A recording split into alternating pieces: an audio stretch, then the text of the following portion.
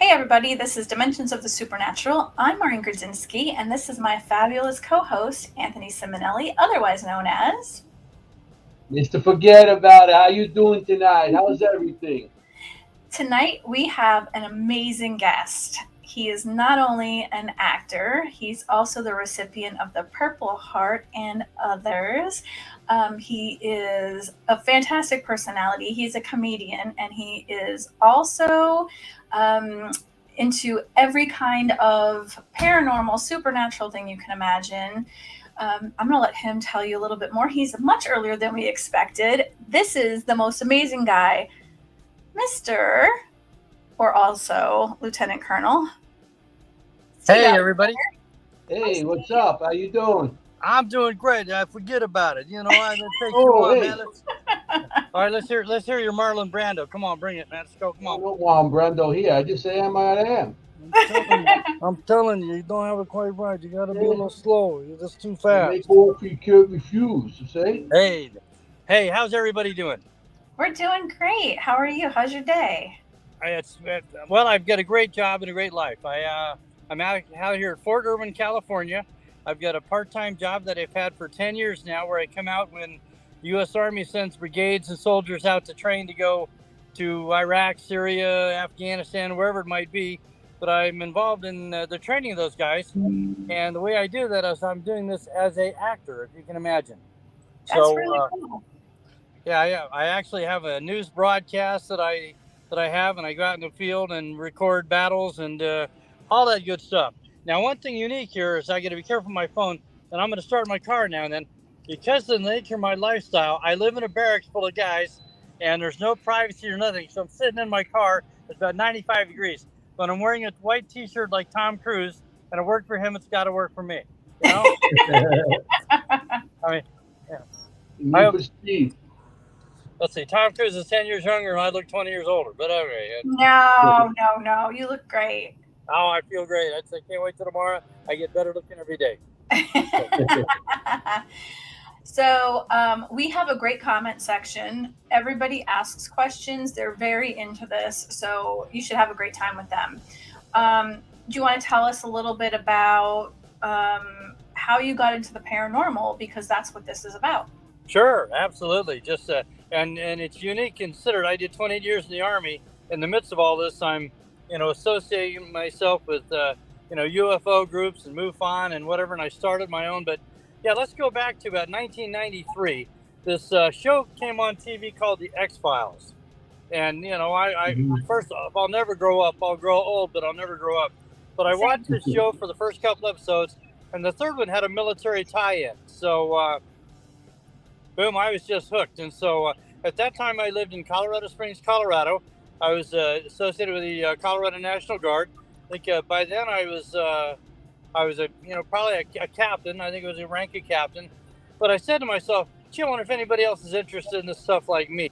So I sent a little press release down to the local library and asked if I could Tuesday night if we could borrow one of their little meeting rooms. And then I also on an old dot prints matrix printer, whatever.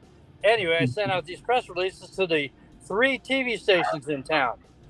So the night of the event, this is weird. I can't remember last week, but I remember it was like November 7th or something like that.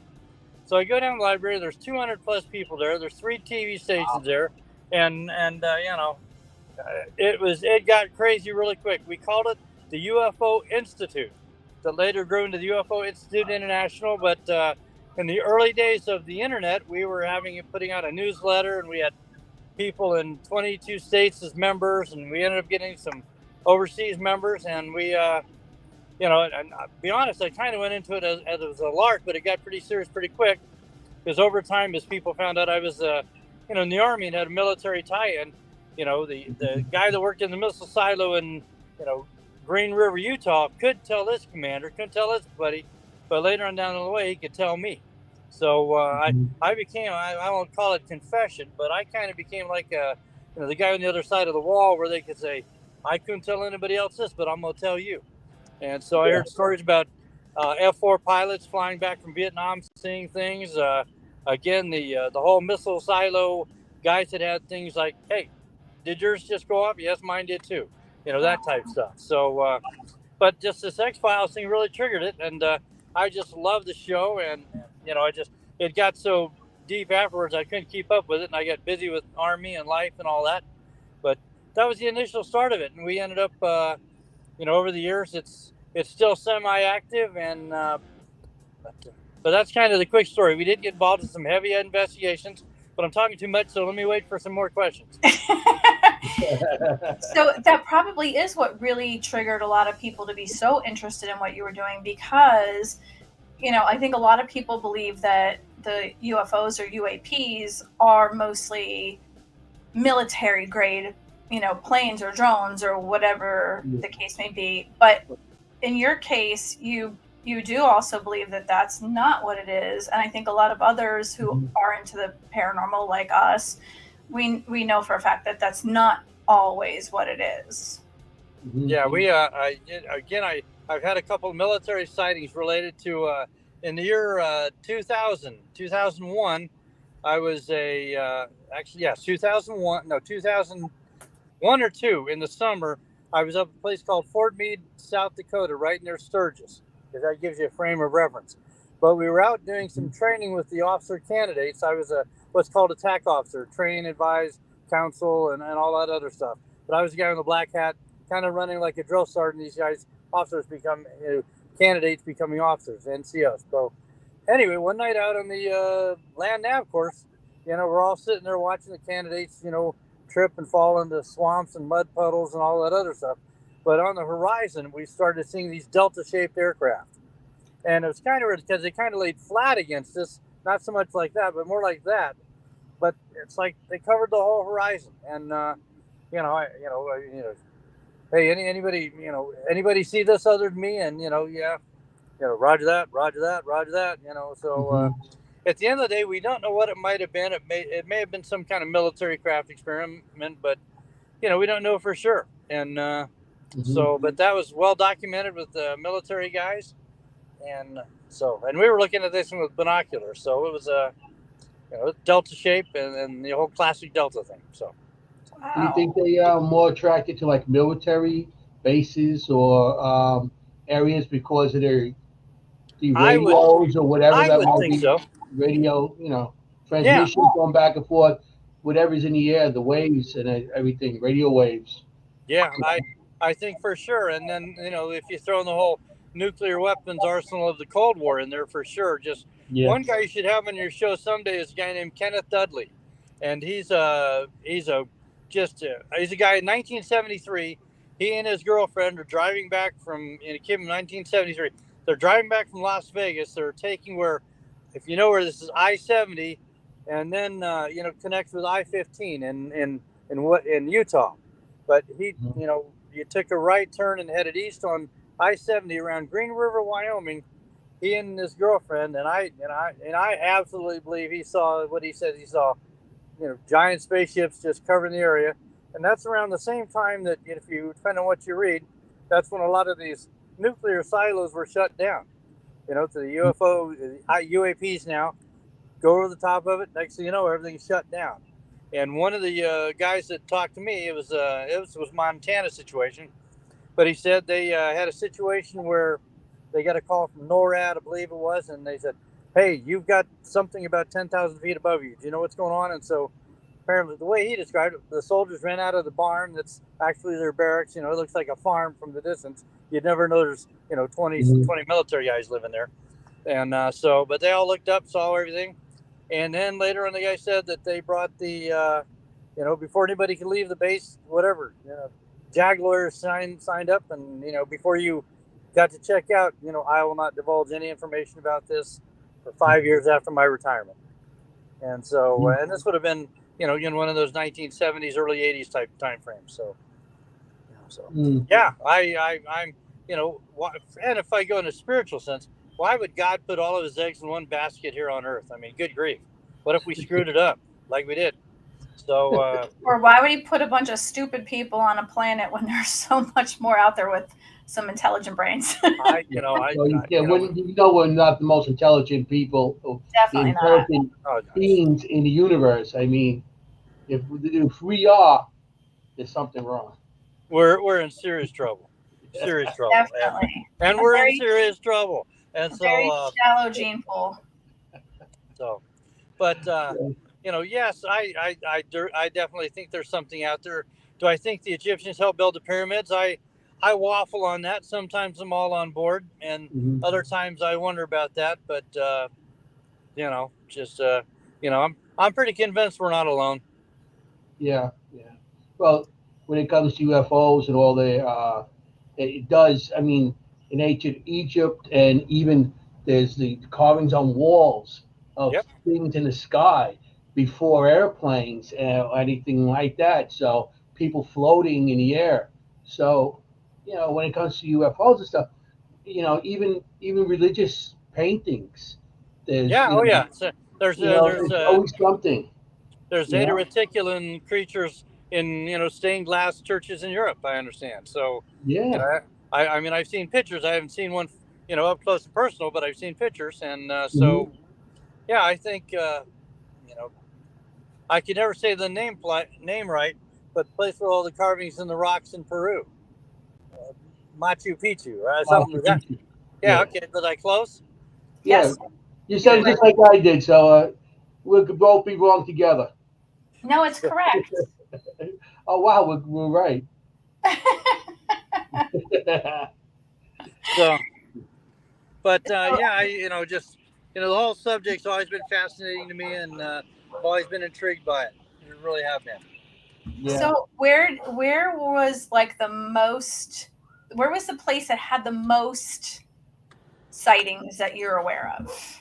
Well, as far as the investigations done by the UFO Institute, we would get a lot of calls from people that seen things, in other states and elsewhere. We did have what we called the NORAD incident back in, 1993 into 1994, and that had to do with the Rio Grande County Sheriff, Brian Norton, if I remember right.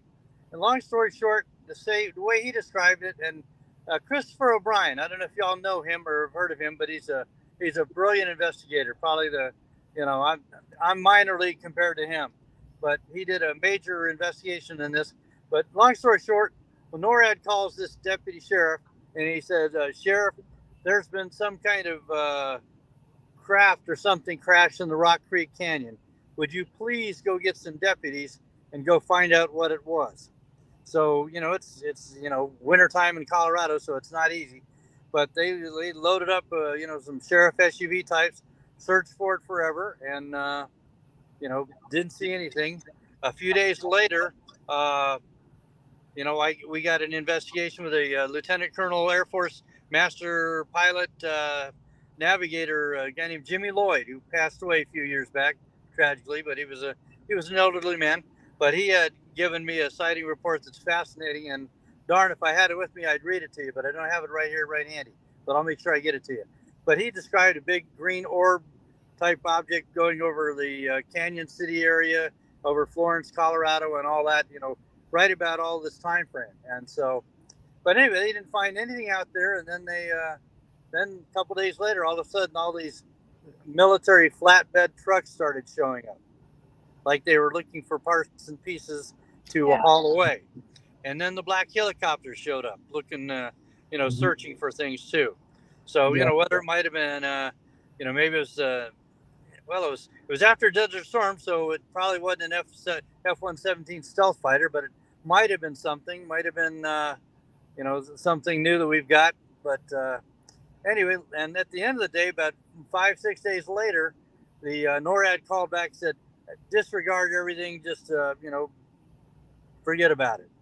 And so, so that, of course, initiated another series of, it's the cover up, and I'm pretty sure something was covered up, whether it's for our national defense or, just somebody didn't want to get in trouble. But something happened there on the Rock Creek Canyon in the, October, November timeframe of 1993. Yeah. I mean, what country? Do you know any countries that see more than us, or every country sees about the same in the UFOs and stuff like that? Well, I think, as far as being reported, I think, you've got the UFO network where you can report sightings, and sightings have tripled on that thing, as I understand it. And so I think with the Navy, the FA-18 letting out the TikTok videos, I think that triggered a lot of things. But as far as I wouldn't be sure which country has the most. I think Russia's had a lot happen that never gets reported. So I always, in the back of my mind, think that there's a Pinyon Canyon training site for the Army down near Trinidad, Colorado. It's south of Pueblo, kind of Walsenburg area, south in there, and it's out in the middle of nowhere. And I've always thought that that's actually a UFO retrieval unit, because they're so far away from everybody. They've got a landing strip. You can put C-130s in there, and who knows what else, because I haven't seen it or been around that for years, but it was called Pinyon Canyon Training Site. And, they're pretty protective of it. And so I think there might have been something there at some point, but it might still be there. I don't know. But that's one of those places where they could fly away at night and return things back, and, nobody would know the difference. Not like landing at, say, Peterson Air Force Base in Colorado Springs or any other Army base in near any kind of a community. Do you think, I hear about Men in Black. Do you think that is real or something that's I don't know that they're really dressing like the Blues Brothers. I'm not sure of that. That'd be cool if they did. But on the other hand, I think that, I'm a big believer in disinformation. Now, I'm not going to accuse Will Smith of anything, but when they came out with the Men in Black movies, I think they really made a farce of all of that stuff. Now, was that some subliminal message that, they were sending out, that this is all nonsense or garbage, or did they just make a funny, stupid movie? Not stupid. By stupid, I mean entertaining. Or was it to take us off the path? Well, yeah, I think disinformation's everywhere. Like Homer and Jethro with that rope and the 2x4 that made all those crop circles. Those two guys out there all night working in the field with the 8-foot long 2x. You get my sarcasm here, I'm sure. So yes, the crop circles. Yeah, so I know that's another phenomena, and I wish I wish I had half as many answers as I got questions. I'm just I don't know any more than the average guy probably, but I've seen some interesting stuff. Yeah, like a paranormal investigator, I could talk about ghosts, but I don't have every answer about it. So anybody that's into these things, it's not as, it could be a science, it may not be a science, but you're not going to have answers for everything that you're going to be questioned on, But, well, just for what it's worth, I do have a ghost story for you at some point when you want to hear it. Yes. Listen, I'm always for ghost stories. Yeah? Okay, let's do this. Okay, let me make sure I get the time right. It is February of 2010. I'm in my house in Colorado Springs, and about a few weeks later, I was to go off and deploy to the Middle East once again. But in that February time frame, for some reason, my wife started hearing, at nighttime, because we're upstairs and I had this basement, she would start hearing big band music, big band music from the 1930s and 40s. Glenn Miller's alive and well in my basement type thing. But she would hear all that, and then now and then she would hear, go away, and this really, guttural, go away voice. Scared the hell out of us. I mean, I'm walking downstairs with the toughest golf club I got. I don't know if it's going to do any good. But this seriously went on for days. It got so dang creepy and scary that we went and spent a couple nights elsewhere. It was this. And then here's where it gets even crazier. So we go to this one restaurant that we go to now and then.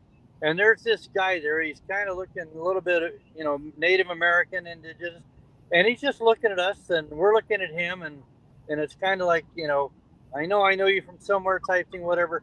We go to a completely different restaurant 3 days later on the other side of town, and there he is there at that same restaurant, and I look at him and say, this ain't a coincidence. Yeah, there you go. Thank you. You never let me work on your car either, but I can't speak. So anyway, so we invited this guy over to my house. So he shows up at our house. He's got, you know, some of the native stuff on, and he's got a Bible must have weighed 55 pounds. I mean, that thing is like, you know, bigger than the Encyclopedia Britannica, you know, A through L letters. And so he hikes down in our basement, and he comes out of there, and you know, he doesn't look a whole lot worse for wear, but he says, well, you got some 30-year-old down there and some 10-year-old. And so, you know, holy crap. So long story short, we invite the Colorado Springs Paranormal Association. And if you're listening out there, you guys were awesome. And the video is great. So, you know, that we invited them out. But even before that happened, you know, my wife's daughter is there, and I'm downstairs in the basement, and I'm combat ready. I mean, I hadn't been to war yet, but I was ready to go to war then. No, I had been to war. Never mind, I'd already been wounded once. So, you know, I'm in the back room where I think this thing is, and then I said, come out, you know, it's just like, you know, come out and I'll kick your ass. Pardon me. So, Okay. next thing you know, from the other room, I said, it's not there, it's here. So I go around the corner, and the little fake plant's shaking a little bit, and we you know, left the basement. That's when that guy came in, and then we had the Paranormal Association down. They videotaped the everywhere, and there were a couple of glitches on film, and whether that was that or not, I don't know. But quick as it came, it all disappeared away. But there was about a two-week stretch in February of 2010 that was holy crap, and wild stuff.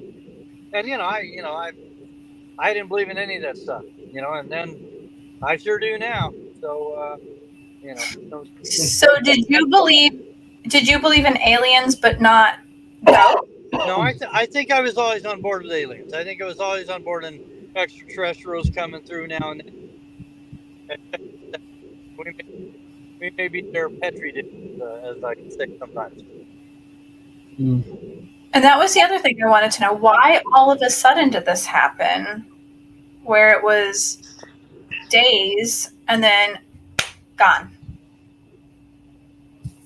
Yeah, I you know, I'm hearing a little interference here. I'm not sure if that's the Friars Popeyes behind me or what. But, you disappeared for a little bit as well, so maybe that's what it is. Well, let's see. Let me try something here. Okay, let's try this now. Is that better? I turn the AC off, so if I start sweating, call you know, say, hey, turn it back on. So, what was that last question? Remember, I got hit in the head, and I'm not as smart as I used to be, nor as smart as I look. So it was weird that all of a sudden it started, and it was there for a short amount of time, and then back again.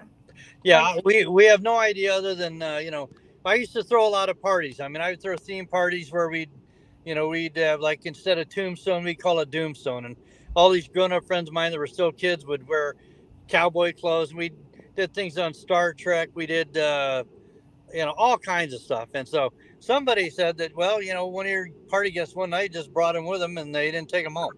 And so that might have been it. Yes. I don't know about that. I don't.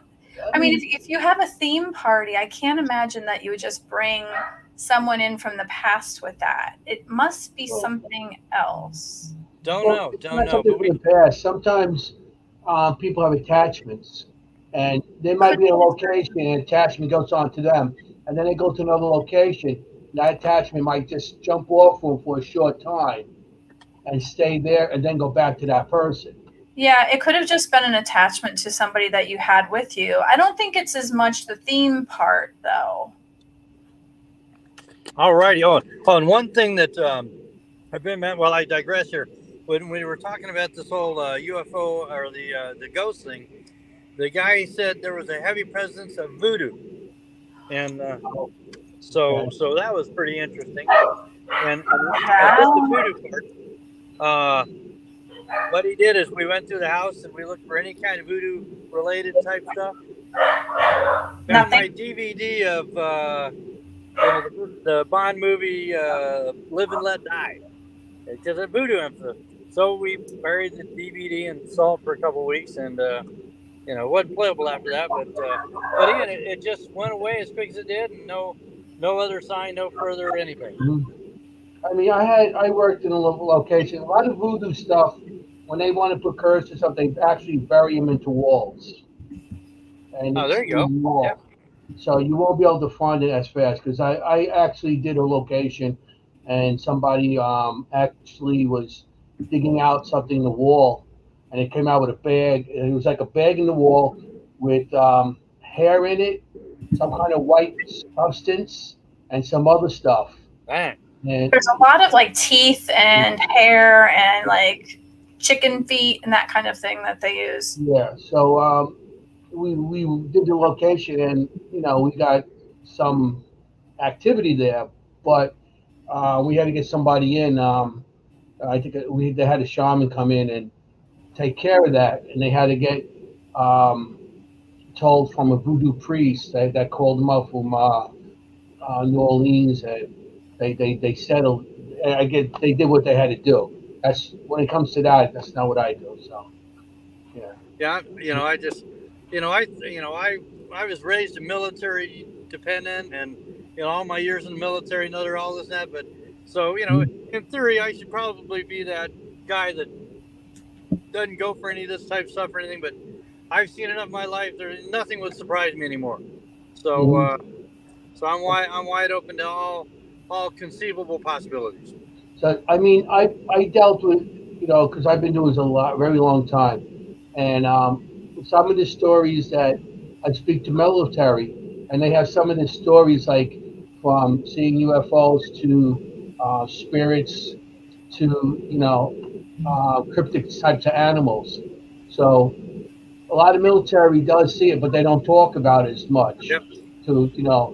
Or I guess they can't, whatever. And then they see a guy like me, and I know I'm going to keep my mouth shut and just talk to them about it. But yeah, some of the military, some of them, they see a lot of stuff. You've been there probably. So what I mean, and then you kept your mouth shut for so many years, whatever. But some of the stories I hear, I'm like, whoa, that's really something. Do you guys think that that's more along the lines of the fact that maybe they see so much that they wonder if it's more a PTSD thing, so they don't say anything about it? I don't know. I think what I understand now is that airlines have now, in the old days, you're an Air Force, a military pilot, Navy aviator. You report a UFO, you're grounded. They send you to shrink, make sure you're not crazy. And as I understand now, the airlines actually have procedures. If pilots see something that's not quite normal, that they can report that without fear of having to go to the counselor or any. So I think we're just opening up slowly. Opening up.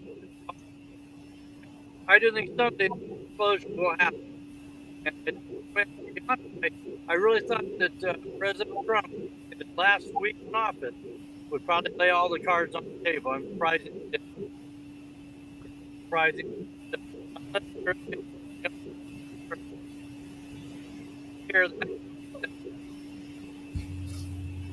We lost you a little bit, but I think what you said was that you thought that President Trump was going to lay everything out and just expose it all. I thought he would. I really did. I thought, I thought he would. Just, hey, here's that book everybody been asking about for 50 years since Project Blue Book, and so here's what we got. But that didn't happen. Right. I kind of thought so myself because he said he was going to release everything about the JFK assassination. Yeah, you're right. Yeah, right. I forgot about it. Yeah, you're right on that too. So just interesting stuff. It's all around. Interesting. It's. Maybe people would just lose their minds completely, and it would just be chaos if they did, though. Yep. Yeah, absolutely. Now, one thing I do believe in, I'm just going to ramble until you tell me to stand down or whatever, but I do believe there are underground bases. I do believe that the president could go probably down 15, 20 floors in the White House and go underneath all the way across the country and pop up in California without ever having to see a sunrise or a sunset. Mhm. But I do think the underground tunnels are, all the way across. I think there's a technology in our country that's probably 20 years ahead of where we are now that, none of us see. But, whether it be in the weapons making factory or the this, that, or the other thing.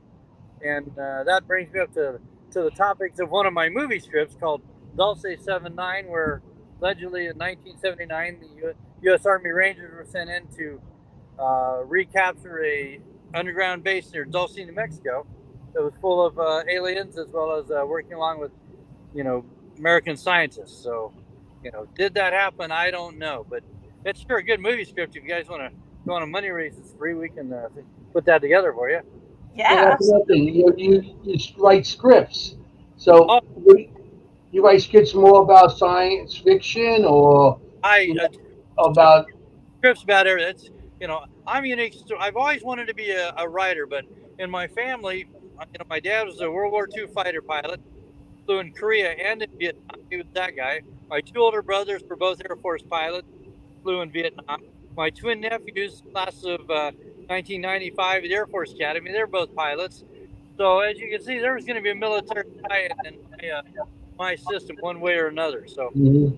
I ended up going in '83, got out in 2011. But when I got out, shortly after, I wrote 23 novels. Wow.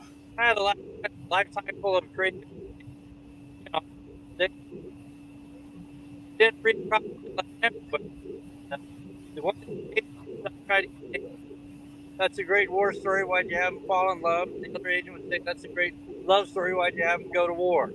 So Mhm. that passion of writing script.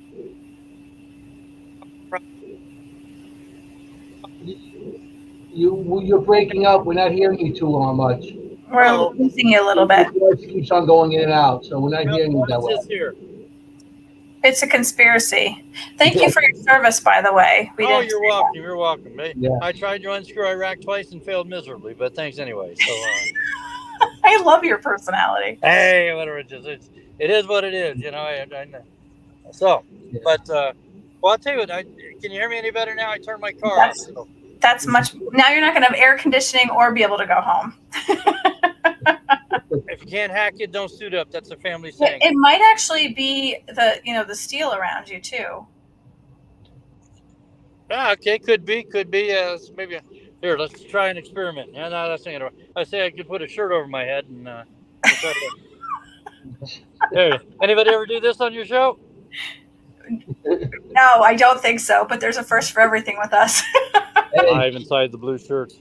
It's Alexander coming out. now you look like something comes out of a UFO. Oh man, That's what Could you imagine? That would be like the thing to take this show off.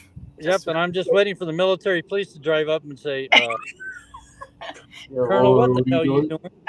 Excuse me, sir. It's gone from 95 degrees up to 98 now. So, sure. Yolanda asked, "What do you think of the story of the Vegas UFO?" Okay, let me refresh my memory. I'm trying to get that straight in my head. I keep thinking of the Phoenix Lights, but the Vegas UFO. Oh, about the one at the airport, maybe. No, that was Chicago O'Hare. Yeah, remember, I got my head got scrambled when that suicide bomber nearly got me. So I can mix up facts and figures pretty easily. But the Vegas UFO. Tell you what, I need to do a little checking on that. But darn, I'm trying to remember it. But I'm There's not. so many of them. Well, yeah, well, exactly. Like now, if you ask me about Billy Meyer and all the stuff he had going on with all the Pleiadian sightings of the 1970s, where, I'm not sure yet that that those were real, because somebody said they found a bunch of plastic models and 5 miles of fishing line in his garage, kind of like President Biden's stuff behind his Corvette. And so anyway, Yeah. oh, I'm looking for the helicopter now. So Yeah. but I wish I had a better answer than the Vegas UFO, but I'll do some research, and if you ever invite me back, I'll make sure I'm You're prepared on always that. welcome here. I appreciate that. Not everybody says that to me. You know, I'm a little crazy. We're a little crazy too. I need you in my life. I need you on the phone. Yeah. Always here for you.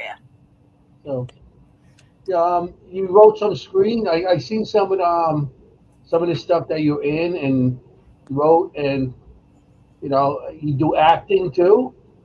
Yeah, pretty much. Now I'm a little bit like Jack Nicholson now. So it looked like Tom Cruise in the white T-shirt, but I have the memory of Jack Nicholson. You look like Tom. You really do. So, We'll call you Maverick. oh, there we go. That'll work. Yeah. Actually, my call sign in Iraq was Snake. That was a good Snake. name. Snake like Snake Plissken. Except the problem there was that all the Iraqi buildings had plumbing problems, and they always would get the snake. Oh yeah, all the plumbing was exposed on the outside, and the northern bases in Iraq were built by the Yugoslavians. And I guess when nobody was looking, they decided to throw a rock or a Coke can or two down the sewer lines, knowing that in 25 years they would all back up. Oh my God. Guess who showed up 20 years later? Snake. Yeah, Snake and the plumbing brigade from the U.S. Army. So you had to snake out the system. That's right. The happiest. And I will forever love this man and never forget this. The happiest man in Iraq one day, because I mean the stuff had backed up. I mean you couldn't, you turn on the spigot, it would not come out the color it should be. I'll leave it at that and just use your other alternative. But anyway, they had this plumber come in, and you know how you have these big pipes and you got these big things you got to take the big wrench on. Mm-hmm. Well, finally the pipes are all exposed, so he's on this ladder, and he's taking this last nut off. All of us are watching because we're fascinated.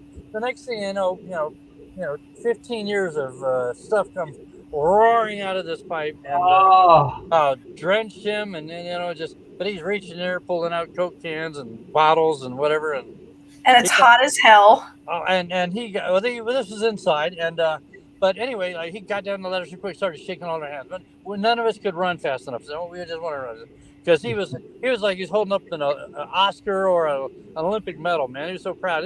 I got it. Was holding up this big 2-liter bottle that'd been in there for 20 years in the sewer. Just good stuff. It's one of those classy stories, and I have no idea what else. And you're not talking crap. No, you're not talking any crap there. No, sir. Oh, back to what we're talking about. God, what were we talking about? I hate it when this happens. He fits right in with us, Anthony. Right in. Scripts. That's right. Yeah.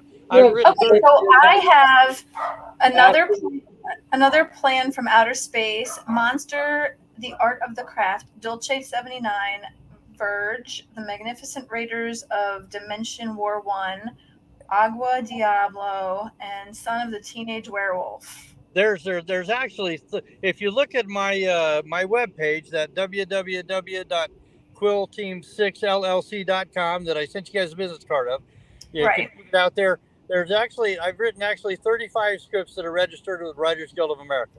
That's amazing. If I ever win the Powerball, y'all going to work for me. I would love that. Yep, me too. So, but yeah, I've written 35 scripts, and you mentioned one. I'm going to talk about this. Well, is this show being recorded to be broadcast later? It can be recorded. Yeah, it's being. It's always on. Yeah, it's always on. Just go on the super. This could be a bad thing or a good thing. That'd be a great thing. You mentioned the Magnificent Raiders of Dimension War 1. The guy that wrote that is Dante D'Anthony. The guy's a brilliant writer. He's this thing is bigger than War and Peace, the book.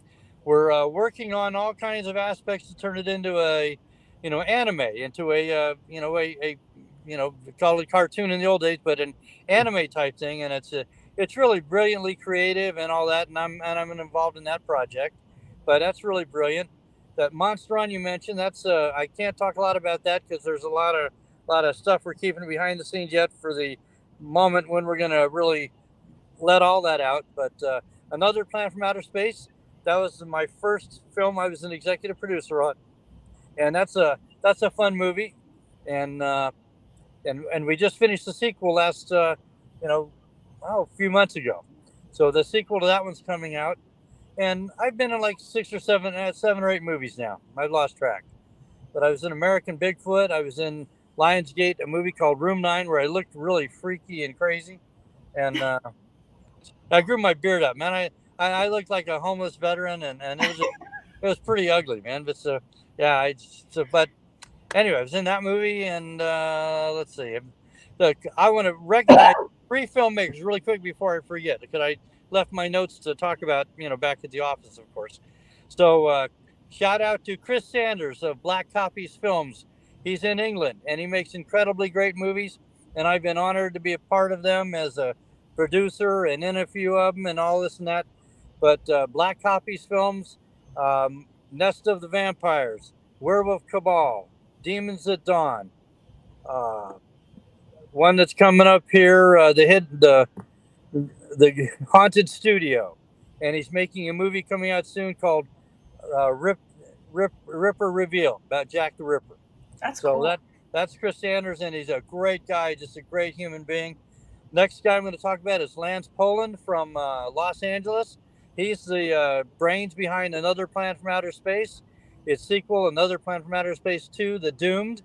And also with him, American Bigfoot and a couple other projects we've done.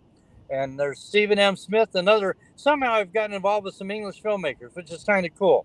And so he's got a bunch of great movies, a lot of series of haunted movies and such. So, but those 3 guys have really kind of been mentors. As when I went into this business 5-6 years, I didn't know what I didn't know, and I proceeded to give probably wasted $20,000 to thieves and crooks that didn't. They might have not have been thieves and crooks, but they sure didn't know what they were doing. And so I squandered some money there, but it's all going to catch up and it's all going to work out. But just a shout out to those guys there. And so is that your favorite thing to do, or is it like always horror or like a supernatural? Or not at all. I'm not really that huge on horror and all that stuff. And one thing for sure, I'm more of a classic monster guy than a slasher guy. I think it's much cooler to watch, Boris Karloff as the Mummy, than to have somebody behead 12 people with a hockey stick in the first 5 minutes. I just can't get into that. But given the old Shadows art of film, like Monster and the Art of the Craft, and guy, I can't talk about it, but someday I will, but can't now. So, but it's a script I wrote, and it's going to be a fun film. It's a family film that I got 2 grandkids that are in their 23 and grandkid down there to 7. They're all going to be able to go to this movie and not be horrified, shocked, embarrassed, have any So it's going to be a good movie. Yeah, with a lot of purpose. Yeah, but yeah, I've written a ton of scripts. I like to write romantic comedies. I like chick flicks. I'm that guy, just so. We won't tell anyone. What's that? We won't tell anybody. I'll not tell everybody. Maybe somebody out there wants to make them, but nobody's listening right now. Don't worry about it. Oh, no, what? Nobody's listening. Damn it! Everybody's listening right now. Oh, okay. Nobody's listening. No. And anyway, but yeah, no, I really don't. I'm not really constricted in any certain genre. I just so crazy in my head that I can write anything. A romantic comedy. I can write war thrillers. Political thrillers. Horror comedy. I've got a movie called Great White Grizzly. I will give you just a little bit on that one. The U.S. in his wisdom is going to try to create bioweapons, and this might be a shark that is able to not only swim in the ocean, but swim in freshwater, like in rivers. And visualize the weapon of the future is, we dropped 1,500 sharks in some, river in Russia or China or whatever. And, they're that coming for us now that you said that. Yeah. Oh, of course. There is a shark that does do that. Listen, maybe they'll give me money to make the movie. They can give me money to make the movie. That'd be great. So there is a shark that does do that now. It's a real shark. I think it's a bull shark. It comes from the ocean and swims up the Mississippi. Well, that's what Jaws was based off. Don't tell anybody about that shark. It'll ruin my story, man. Just don't. Everybody knows nobody knows about that. But long story short is this scientist, he gets kicked out of his office because he's doing all this goofy stuff after hours with government equipment. So he sneaks his 3 little sharks out there that he's been working with, and he takes them down to the little creek there in Washington, and he puts the little sharks in the creek, and a grizzly bear comes out and eats his sharks. And of course, the bear mutates into. You can see a picture of it on one of the. I think I've got a picture of it. That One sounds of cool. the poster type things. But that this is a would be the hilarious, fun Potomac, movie. would it? It's funny and stupid. It's like Animal House dedicated to science. So that's kind of what I'd call it. So anyway, how are we doing here? We doing good? We're doing good. I love this. Wonderful. All right. So you said that you watched the X-Files. Yes. Did you see the episode with the werewolf girl? Oh, I probably did. I'm sure I did. And was the smoking man your favorite character? I don't know. I keep hearing not really at all. I think Smokey's terrible, and anybody that does should give it up because it's awful. But in the midst of all that, I mean, and I turned 70 in August. I'm going for 100. I'm a freak. I didn't have one prescription medicine, and so I'm going for 100. Me and Kirk Douglas we're going for that. So August what? What's your birthday? August what? August 9th, same day we dropped the bomb in Hiroshima. I'm August 13th. Far out, dude. Happy birthday. So you guys are what, Leos, right? Yes, we are. I don't know what that means because I don't, I think my zodiac sign is actually Pontiac, but I don't know that. So tell us more about the whole alien and extraterrestrial stuff. Like, what have you seen? Have you seen little men walking around? Do you believe that they're little men, or that they're, grays, or what do you think that they are? Do you think that there are more that don't look like that? What do you think they look like? I don't know. One of my favorite TV shows ever was The Invaders. I mean, I love that TV show, if you remember that one. And, what? Did you shake your head no? I don't remember that. Ma'am, you are required to go to MeTV at your earliest convenience and start recording all of the Invaders TV shows. MeTV. Okay, gotcha. Invaders. And what's really cool, made in the 60s again, and all these stars, they started out, in bit parts in this TV show. Kind of like if you watch the old episodes of Miami Vice, from the early days. I got to turn my car on, my air conditioner, because the phone is like getting ready to blank out on me, I think. So yeah, we don't want you to pass out. I'm fine. It's my phone that ain't gonna make it. I spent a month I spent a year in Kuwait, but the summertime temperatures were 125 to 140 every day. So, but I got to take care of the phone here, otherwise you have a lot of dead air unless you guys can, Yeah, you can read one of my books. But we want you here so that we can answer questions for people. So, what do you think they look like? Are there different nationalities, different ethnicities? Do they all look the same? I wish I had that answer. I mean, the thing basically that you always go back to is the gray zeta reticulum. Kind of reminiscent of the Steven Spielberg, of course, Close Encounters of the Third Kind. There's that, and then you've also got the alleged race that's the Nordics, where they all look like the members of ABBA. So but what do they look like? I'm not sure. I don't know. Do they have the bigger skulls for the extra brain capacity? I don't know. Now, according to Indiana Jones and the Crystal Skull, now if that was based on real stuff. But anyways, you're all supposed to laugh at that. So, when you do the investigations with the for the UFOs, how did you go about it? You went out there with telescopes. You went out there equipment to some kind of magnetic type equipment or some kind of waves, or you try contacting them, or how did you go about that?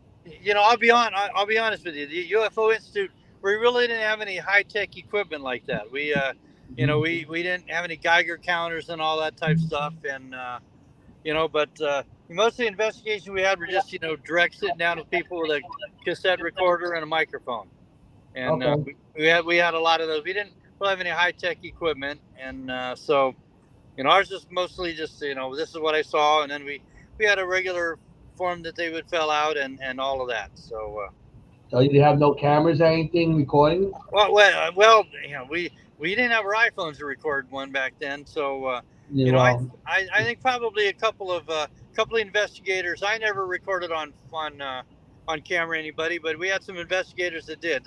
The group was pretty busy in Colorado Springs. We had about 20 active members, and they were probably doing we were probably doing 10 to 20 different interviews a month. And so some of the other mhm. people might have been doing that, but I never did. In the meantime, I was still part of the Army, and so I was on TV a lot. My brigade commander one day when we were downrange, he said, "Captain Alexander, walk with me. Can you?" Then we went around the corner, and he said, "Can you tell me what this UFO thing is all about?" And I said, "Sir, it's just an interest I have." And then at that point, I didn't know if I was in trouble, and I wasn't, and because he was really great about it. But we have UFO Institute baseball caps and T-shirts. Can I get you one? And I actually gave one and he wore it to one of our unit pick. Oh, you still there? There you go. You were taken. Yeah. They, If I start speaking in Arabic, call 911.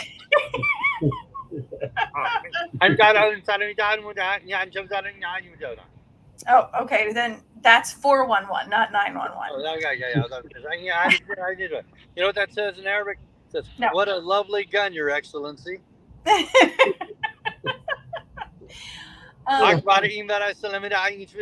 Yes, I would love to ride in the trunk of your car. That's another one. that's always good to know when you in the States. Yeah. You get picked up by a taxi cab that driver that doesn't speak English. That's Especially in New York, we got plenty of them. So. Oh, I can imagine. So anyway, that's that's a little bit of my story. I've written a lot of scripts, as you can see, and that information out there. As I look back at my life, turning 70, it's been kind of unique. I've done some unique things. So chased aliens, went to war, got wounded, wrote books, made movies, but I could never. I can't properly keep the score in Yahtzee because I can't count that much because too many screws got knocked loose. But geez, I don't know. I'm a big supporter of animal rights. I believe in the right to arm bears. I agree. And I just that's one thing that really gets me. Many of my scripts are basically people that go kick the backsides of people that hurt animals. I mean, I don't hesitate to kill poachers by the bushel. Them and the warlords, they're as good as gone. So if I win that Powerball thing, you're going to see a movie called Share the Land come out, and then another movie called Caribou Run. And I won't tell you all about them there, but those are, basically they hunt the hunters, and I'm all good with that. Mm-hmm. I'll even be in that for free. We get around that and we make that happen. I will remember that conversation. Absolutely. That's the first casting call right there. There you go. Because let's see, what else is there? Gee whiz, we've covered a lot here. I think I'm trying to think of. Told you about the ghost story in my house. Told you. Let's see, what other. What do you think about Antarctica with the they say that there's like an alien race under Antarctica? I have heard that. In fact, I've seen slides where the alleged opening is, and I don't know. I was a big fan of Edgar Rice Burroughs, who wrote a lot of those Pellucidar, if I pronounce it right, books that I read when I was a kid about how Tarzan goes inside the world and there's a whole other world inside, and all that. So do I think there's water-based UFOs? Surely, I would think so. They say now and then they pop out of the ocean. So I'm not closed-minded to pretty much anything. The one thing I do struggle with is the interdimensional travel. I do struggle with that. Let's say we all lived in a gated community. We all had houses and townhouses next to each other, whatever. So at 1:29 in the morning, this UFO pops out of wherever it is, some other dimension, pops over your house. It picks you up, takes you through the window, puts you inside the spaceship, pop you out of the dimension. 4.5 hours later, they pop back into the dimension, put you back in your bed, and you know, that's the one element you know, that I still struggle with from a, you know, maybe my brain ain't big enough that I can perceive interdimensional travel, but I guess it's probably out there. So, but I struggle with that, and but still, I want to believe, and I'm pretty darn sure I do. Hmm. Now, I Yeah. would think that you would believe that one because they're just putting you in a craft, taking you away, and then putting you back. Yeah, but that, that's the whole abduction thing that that goes on there. So, I had the privilege a long time ago. I don't know if you remember that John Mack, he was a researcher dealing specifically with abductions. I was actually on a TV, KKTV in Colorado Springs, somewhere in the mid '90s, and he was on the show, and we were talking about that. Sadly, later on, he was killed in by a car, hit by a car. But he was a really nice gentleman, a really sweet guy, and but he did all kinds of research on abductions, and I guess Lieutenant Colonel Wendell Stevens, you might be familiar with that name. He did a lot of research on abductions as well. So, but Mm. I can't believe, I don't believe everybody's making it up. I mean, No. that's just too much to make up, and too many people. But how does it work? I don't know. Mhm. I've seen somebody, but oh, there's a flying saucer over Bill's house. Flying saucer over, and take a picture. But don't know. Mhm. Don't have all the answers. Got time for another ghost story? Yeah, we have another hour. 19. I don't know if I'll last that long, but it's 1988. I am with my Army unit. We're going up to a place called Guernsey, Wyoming, and it's in the middle of nowhere. It's an artillery. We're artillery, and we had this, impact area that's not all that big. So if you screwed up, you could take out a herd of cows if you weren't careful. But we were always careful. We never hurt any cows. But there's this Army base called Fort Laramie up the road. It's from the 1830s, 40s, 50s. That's where all the Oregon Trail guys would stop there for the winter, because that's if they could get that far. But one night, me and a bunch of guys, we jumped in a we didn't have Humvees back then. We just one of our vans or whatever, and we just drove up to this place, and it's middle of nowhere, Fort Laramie, and that place was hopping. I mean, that you could just see the old soldiers getting drunk in the bar. You could see the fights. You could see the officers up in their own old Bedlam barracks, as they called it. Drinking on the big deck that overlooks the base, and it was flat out real. And so we all left there with it wasn't one of those where nobody didn't see it, which bang triggers another memory. I just love it how this happens. So it's the heyday of the UFO Institute, and I get a phone call to saying, hey Steve, I've got a group of people. We can vector in a bunch of, UFOs so you can see it. So I grab a couple of my nuts and bolts guys, as I called it, because I really want to tap the thing with a little hammer so I hear it and see it and really feel it.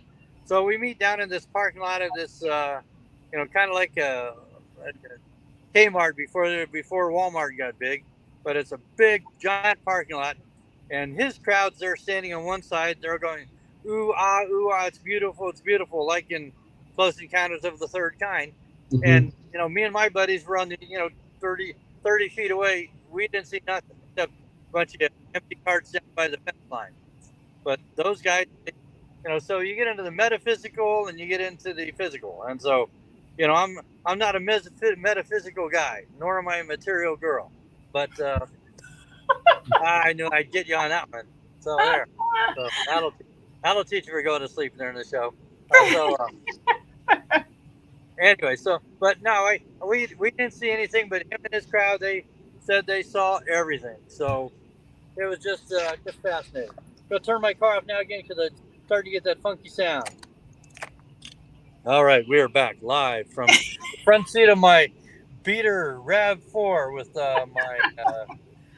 it's got 280,000 miles on it, and it's so bad on the outside in California, nobody would steal it. In fact, one time I came out in the parking lot, somebody put $20 underneath the windshield wiper. So Oh my I got the front end held together strategically with duct tape for the visuals. It runs great, but I mean, it looks like it's been to war. Ah. I haven't watched it in 5 years. You're afraid to because that's what's holding it together, huh? Yeah, I was just gonna say that too. Yeah, exactly. Plus, it might look nicer if it's clean. Right now, it looks all dirty and it's got all so. Driving around the California desert for this thing. So, all right, what else is there to talk about? So, you said you had some when you're overseas. Did you experience anything paranormal besides? That's a good question. No, I really didn't. I did tours of duty in Oman and in Kuwait, Iraq, Panama, and Japan, and never really had anything out of the ordinary happen there. Don't recall any ghostly experiences or anything out of the norm. So not even any kind of cryptics like some like mythical animals or something like that. Or I know they have big spiders. Not at all. Now you'll laugh at this. In one of the movies in American Bigfoot, I play a professor, but I can't say chupacabra, so I call it Cuchicabra.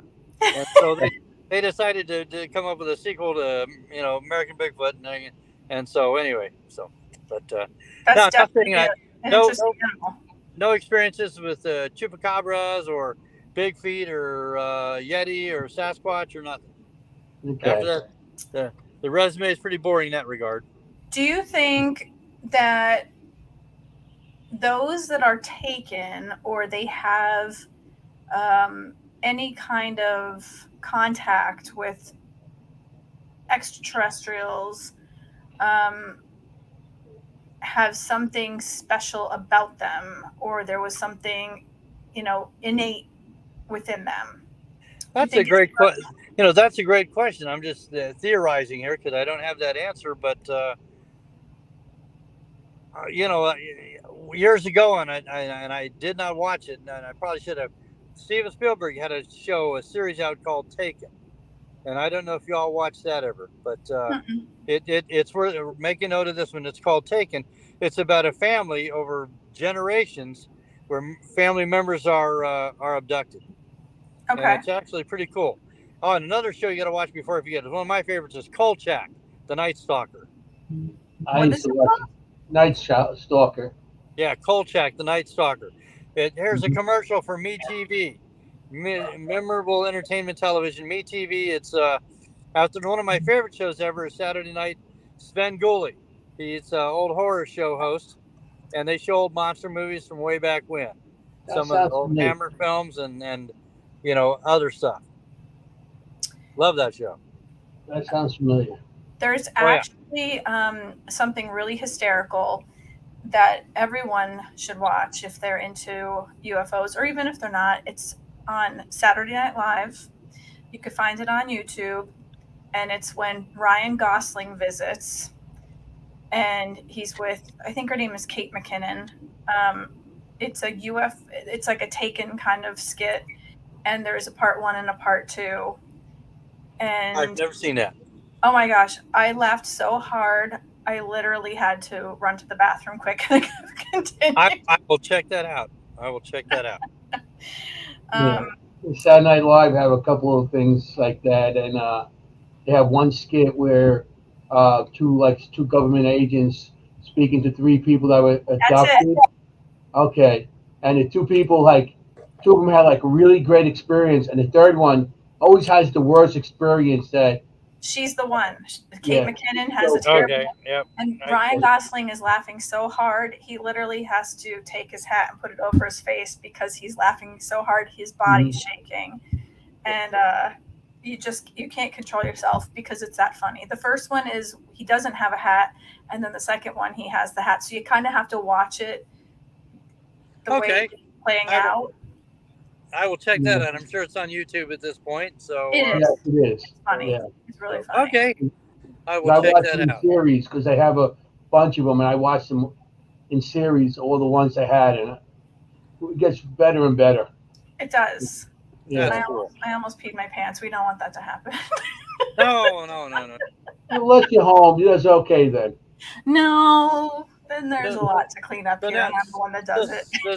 so set me straight. Where are you guys now? When you're in New York, right? What New York I'm in City Queens. or pardon? I'm in Queens.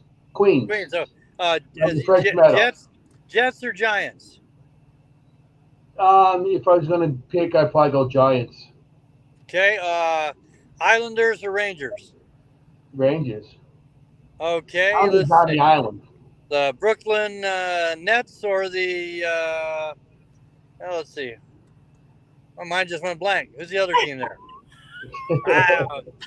I don't follow sports that much, so You're not missing much. I watch every Sunday during football season. I waste 9 hours a day. It's crazy. Yeah. I'm just addicted to it. It's just crazy. I play senior softball too. So You do? oh yeah, I play senior softball and pickleball and that kind of. Now where are you at, Maureen? Where are you at?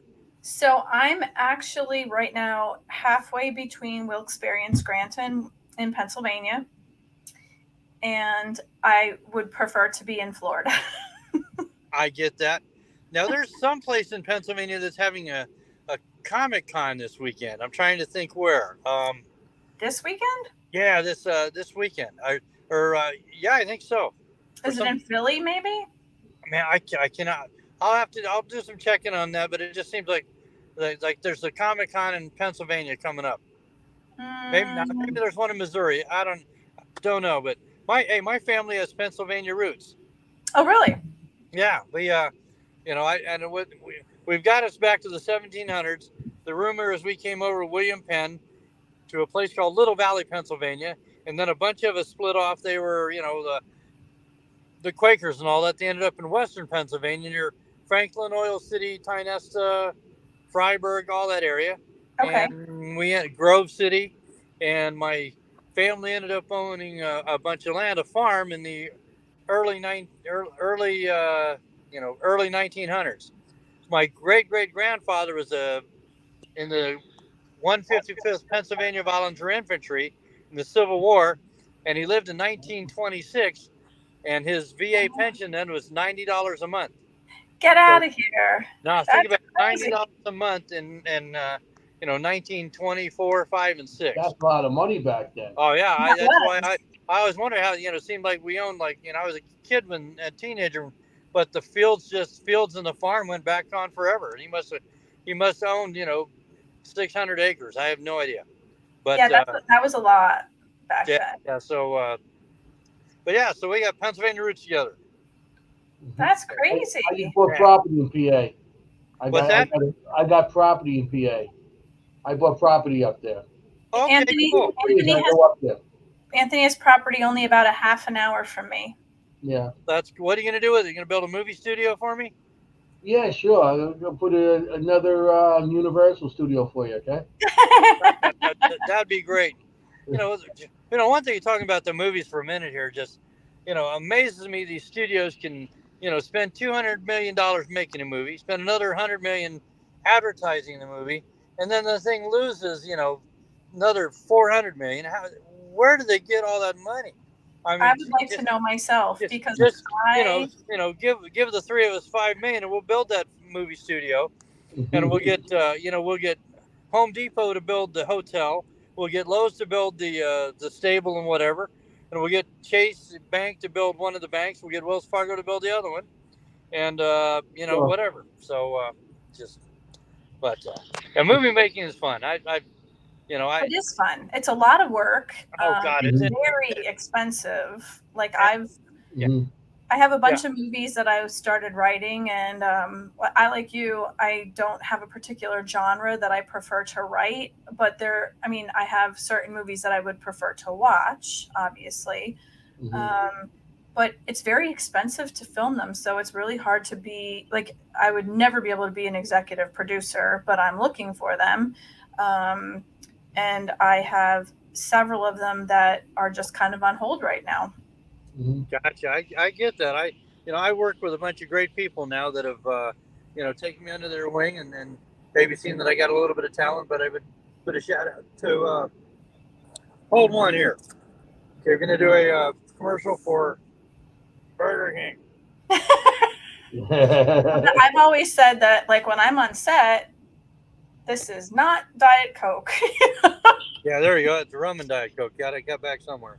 Yeah, So, I definitely need that. my cousin has a production studio. He has a studio over here in Queens. oh, And cool. he did a. I used to work with him because I'm an electrician by trade, and every time I was on furlough out of work, I would work with him, and I worked with him for like 20 years, and these are the junkets for Disney and all these different things. Did a couple of movies, independent movies. So I used to be the grip or the swing grip on the Cool. set. So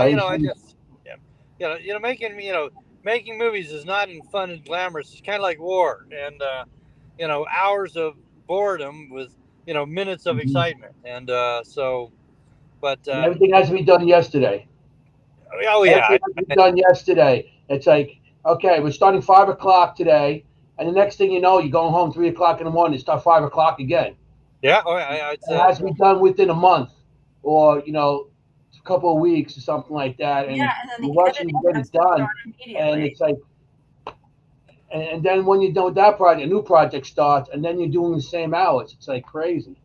It's a crazy business, but it's fun to. I kind of retired as an executive producer.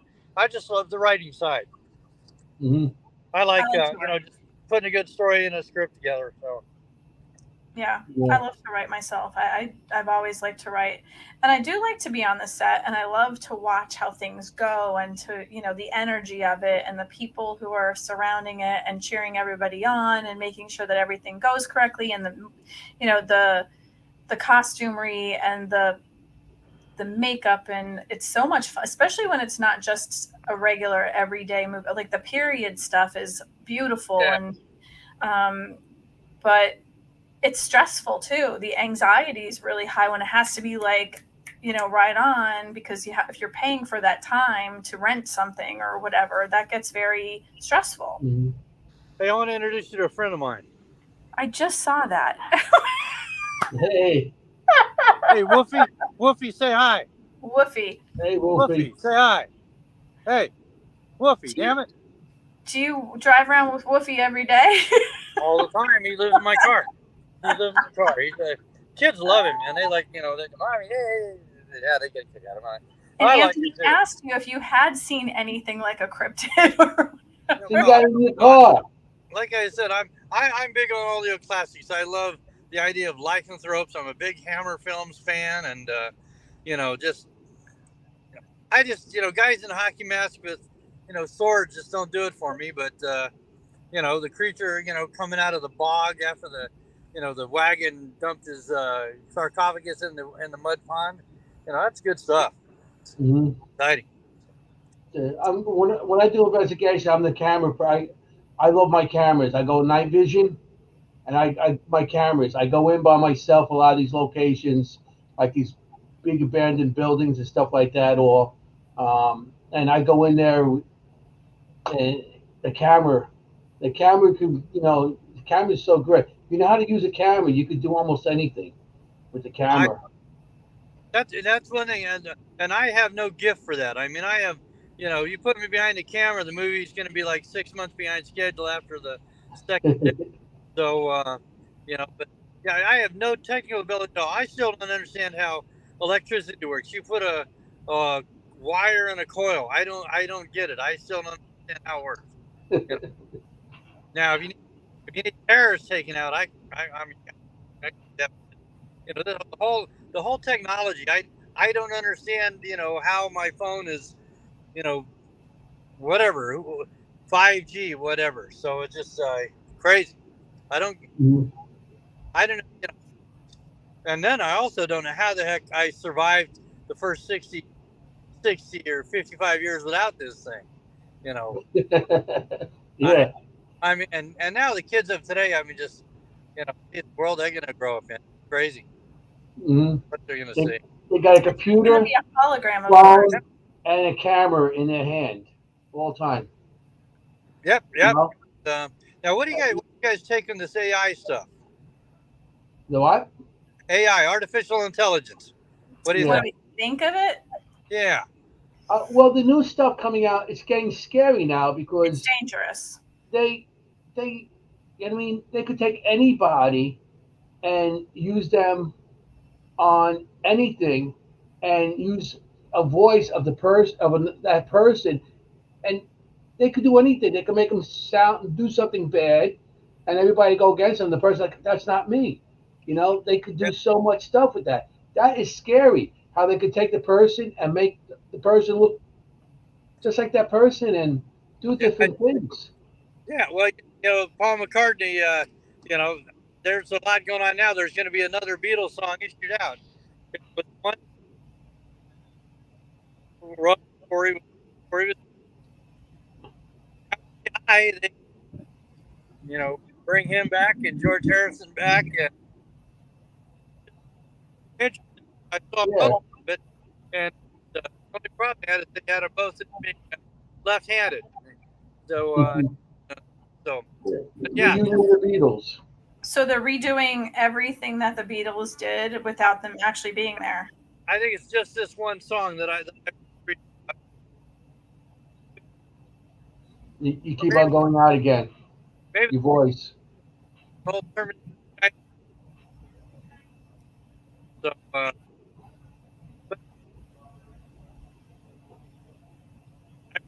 I sure. We lost you. We lost your voice. Okay, I'm gonna hear you. Hear You me still now. look handsome while you were talking, though. So there's that. We're reading your lips. I said I'm dating Siri and Alexa. Oh. That could be trouble for you. Yeah, they all, they never give me any trouble other than I'll check that now or whatever. You should watch the movie Jexi. What's the name? Jexi. It's Jexi. It's a story about a guy who got a new phone, and it's kind of like the Alexa, and Jexi is downloaded onto his phone, and she takes care of everything for him to the max. Okay, is it rated RX or whatever? So RX. No, I'm not really sure what it's rated, but it's really interesting to watch, and okay, it'll totally answer your question about the AI and how I feel about it, because once the first 5 minutes just totally takes off with that, and it's very interesting. I will check that out. Hey, listen, Too.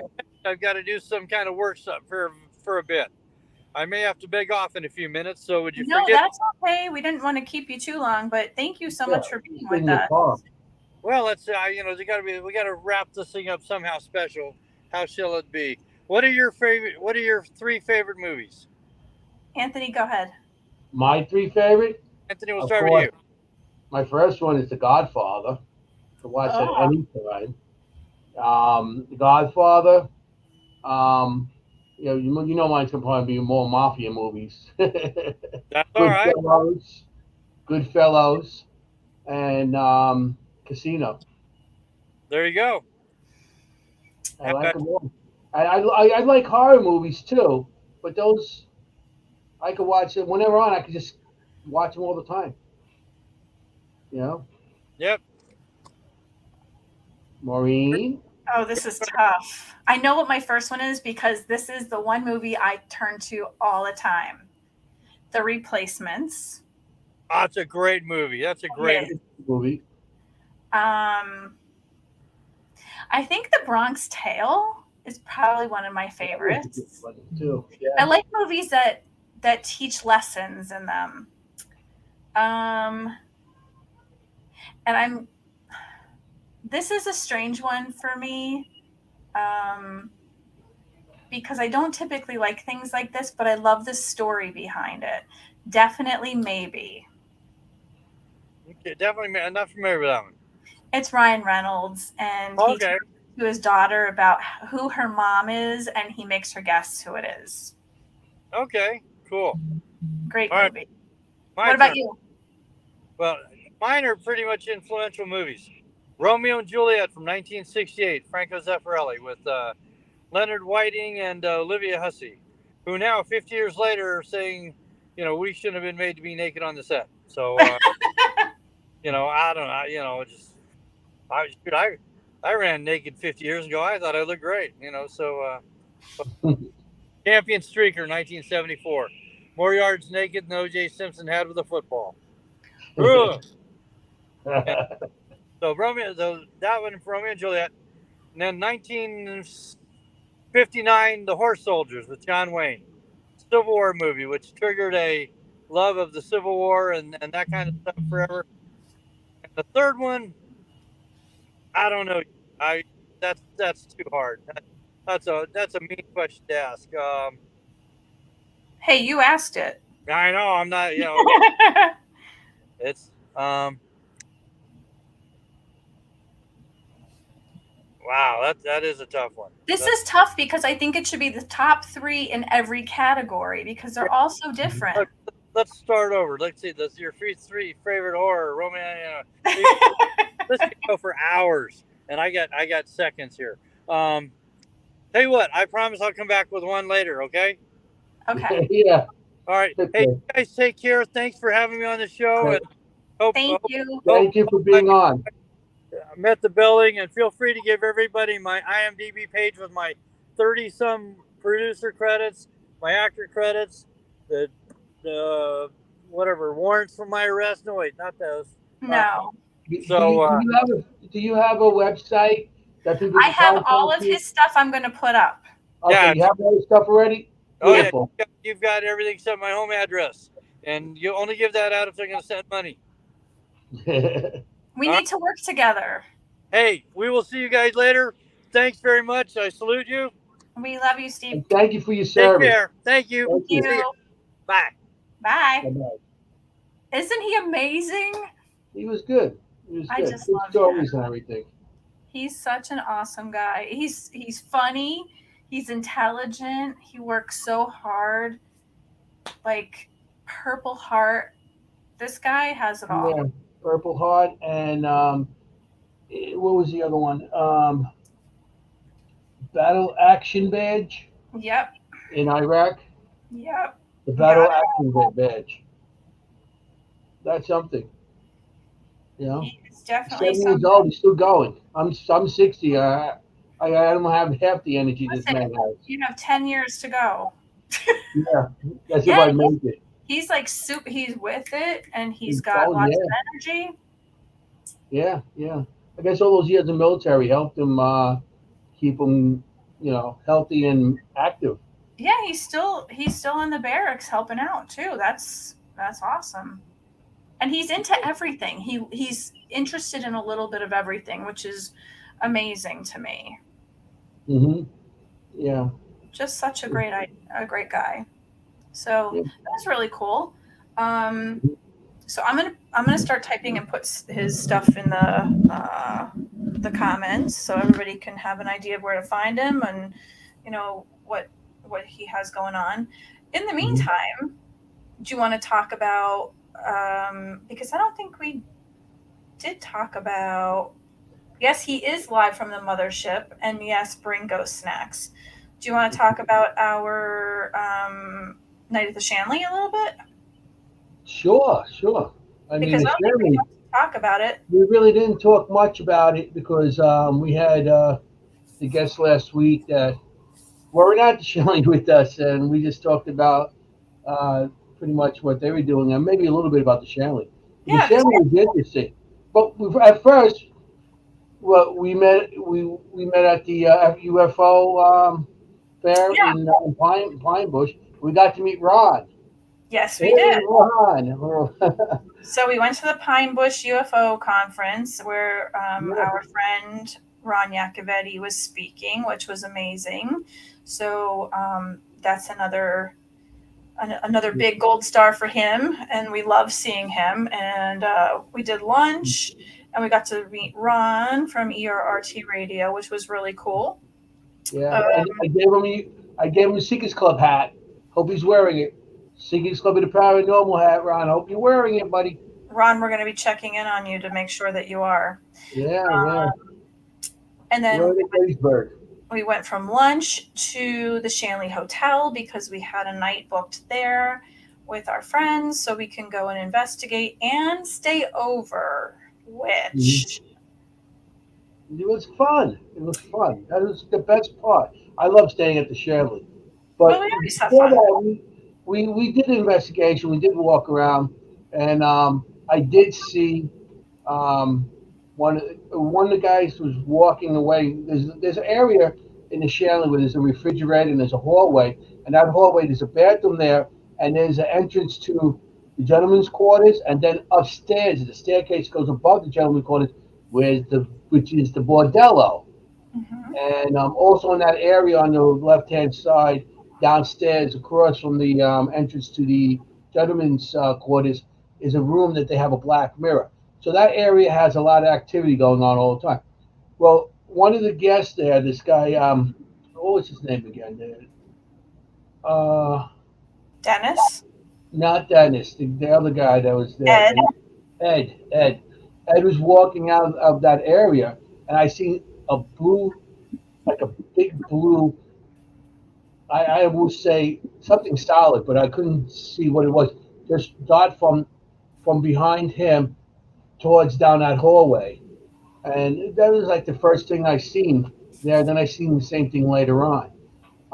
Also, then we were getting activity from the bordello, and we're hearing talking and walking and all kinds of stuff going on up there. And then we did the radio with Ron and Lourdes. It was Ron Lourdes. I think Kelly was there. Patrick. Everybody was there. Dennis. Yeah, there was Dennis, Ed, you, Ron, Lourdes, myself, Patrick. Was it? Oh, and then Felicity and is it Jen? Yeah, I believe so. Felicity, I knew. Jen was. No, her name was Tracy also. Oh, Yeah, Tracy. Okay, so there were 9 of us. Tracy working there, and then Tracy. Yeah, it was a bunch of us. Because that's beautiful back there. What they did, that used to be like a tool area, and they just got it out and The seance room is beautiful. It's like beautiful. kind of like So like a ballroom almost. Ron was doing the radio, and we're getting activity and stuff coming through, and all of a sudden, remember, something kind of attacked me there. I actually had to leave You because look like you're being choked. I couldn't breathe. It was like I had to actually get up and leave the area and go to the other area. You leave that room and then you go through like a little hallway, and then there's like a area where the refrigerator is, and the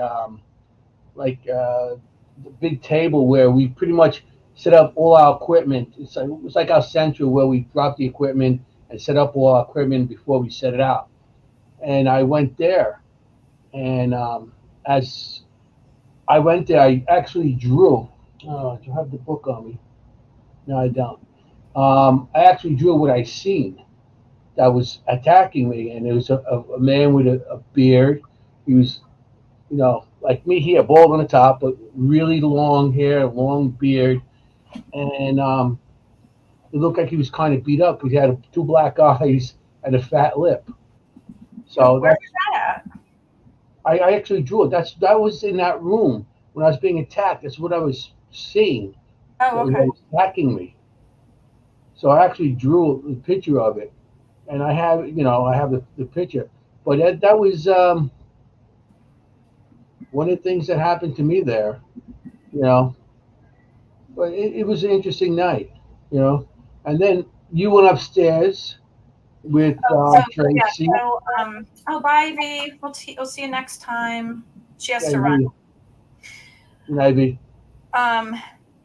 So while they were getting the equipment set up, I had never been at the Shanley before. It's a beautiful, beautiful old building, and I immediately realized that I don't know, something was telling me that the back of the building was not part of the front of the building originally. So Tracy and Kelly stayed downstairs with everybody. She's she's the owner. Are Kelly and Tracy both owners, or just Kelly? Kelly's the owner, Tracy's the manager. Okay, so Tracy took me for a walk to take a look, and I think Dennis came with me. Yeah, it was you and Dennis that went upstairs because I know Yes, I still clean up my camera, my equipment. So she took me to see the second floor, and that's where all of the rooms are set up. So we went to look around a little bit, and I sent this out. There's a couple more things to put in about Steve. I think there's 2 more Instagram and something else. But we went for a walk, and she was showing me the rooms. And as soon as we got to the first room, I immediately felt like a feeling of dread, and I felt a little bit dizzy and nauseous, and each room had its own weird feeling. Like, I don't remember what the first room, when you go upstairs and you go to the right. It's weird for me because it was my first time there, and everything felt so. The first room or the one that goes down the hallway through a little bit? No, she took me to the first room. Oh, I forgot the name of that room. I know which room you're talking about. And because everything went so sideways after that, it was hard for me to remember things. It was such a strange night. But like the one room, it was called the silent room, and it was, it had books all the way around it, and it immediately made me think to like, shh, be quiet. And it was like a sick room, I guess. They put people in there who are sick, and it made me feel nauseous, and I felt something in my stomach and my head, and it was very like oppressive. And they didn't tell me what it was. They just wanted me to tell them what I felt in every room. So she said, yeah, that would make you feel that way because this is like the sick room where everybody went to when they were sick. And in another room, she said, I want you to, tell me what you feel in here. And it was a big, bright, airy room, and it was kind of like yellows. And I said, I hear a wheelchair, and I can kind of hear it rolling around on the floor. And I heard the name Eleanor, and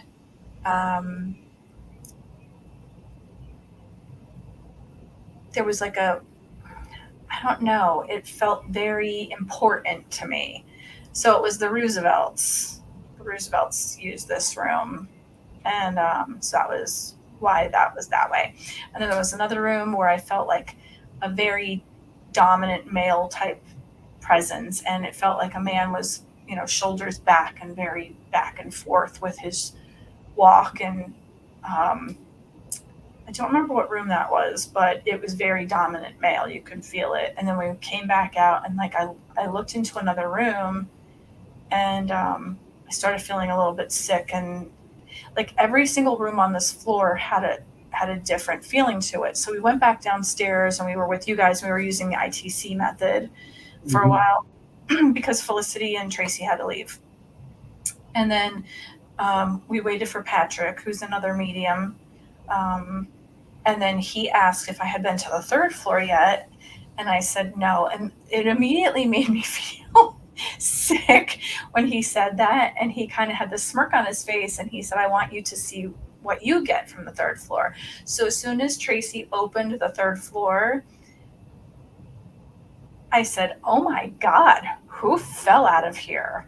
And she said, that's interesting that you say that because a woman fell out of the 3rd floor. And it had like a rectangular stairwell or whatever. And the 3rd floor is not finished yet. Kelly's working on it.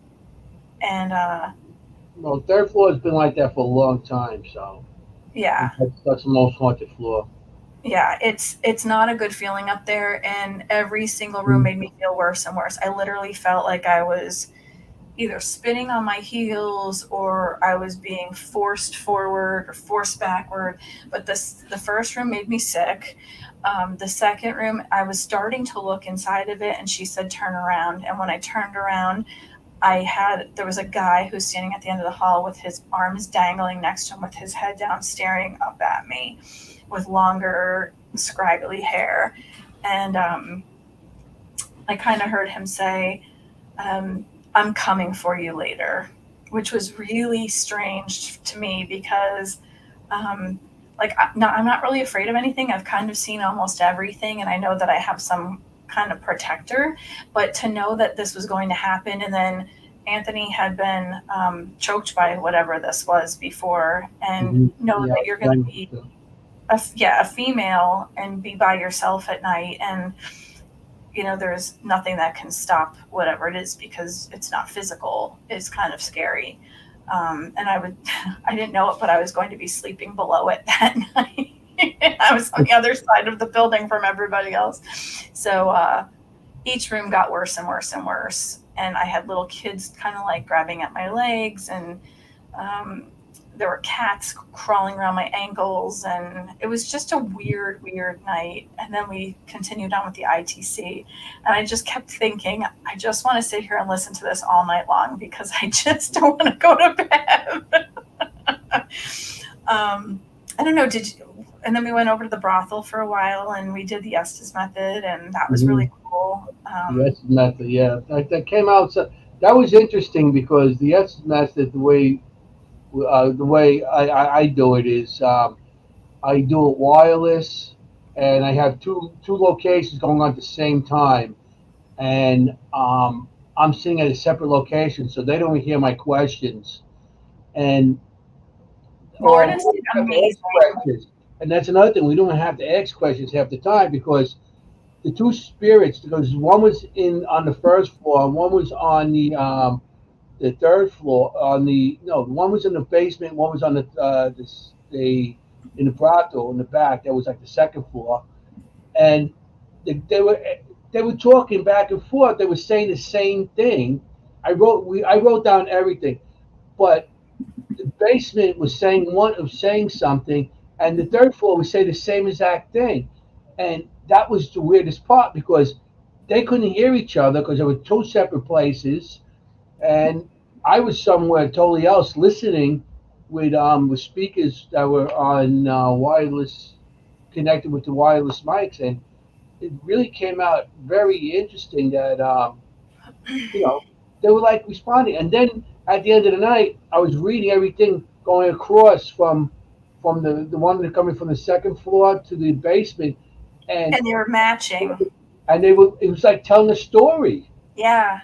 It was interesting how I was telling a story pretty much, and I got to wild. Yeah, I got to sit with Lourdes, and she was phenomenal. I mean, like even the way she said things, she would growl some things, or she would be timid with some others. It was like she was acting out whatever they were doing, and she was phenomenal. Like the way she does the Estes method is so amazing, and like sitting with she and Ron, with the ITC, they're still so excited that when they get things, and that's what I love about them. I mean, there are some people they've been doing this for so long that it's almost like,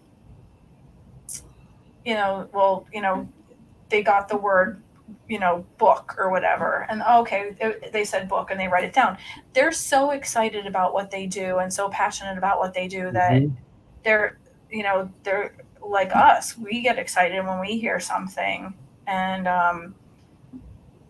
I love that they're that excited. It means that they're not sick of what they do, and they still love every moment of it. No, Yolanda, it wasn't like a possession. It was more like she was literally like getting into it. There wasn't ever a moment that it was like an attachment or a possession or anything. When I asked her about it later, I said, you're so into this. You're change your voice. You growl it. And she's like, I tried to make it so that people know what it sounds like when I do it.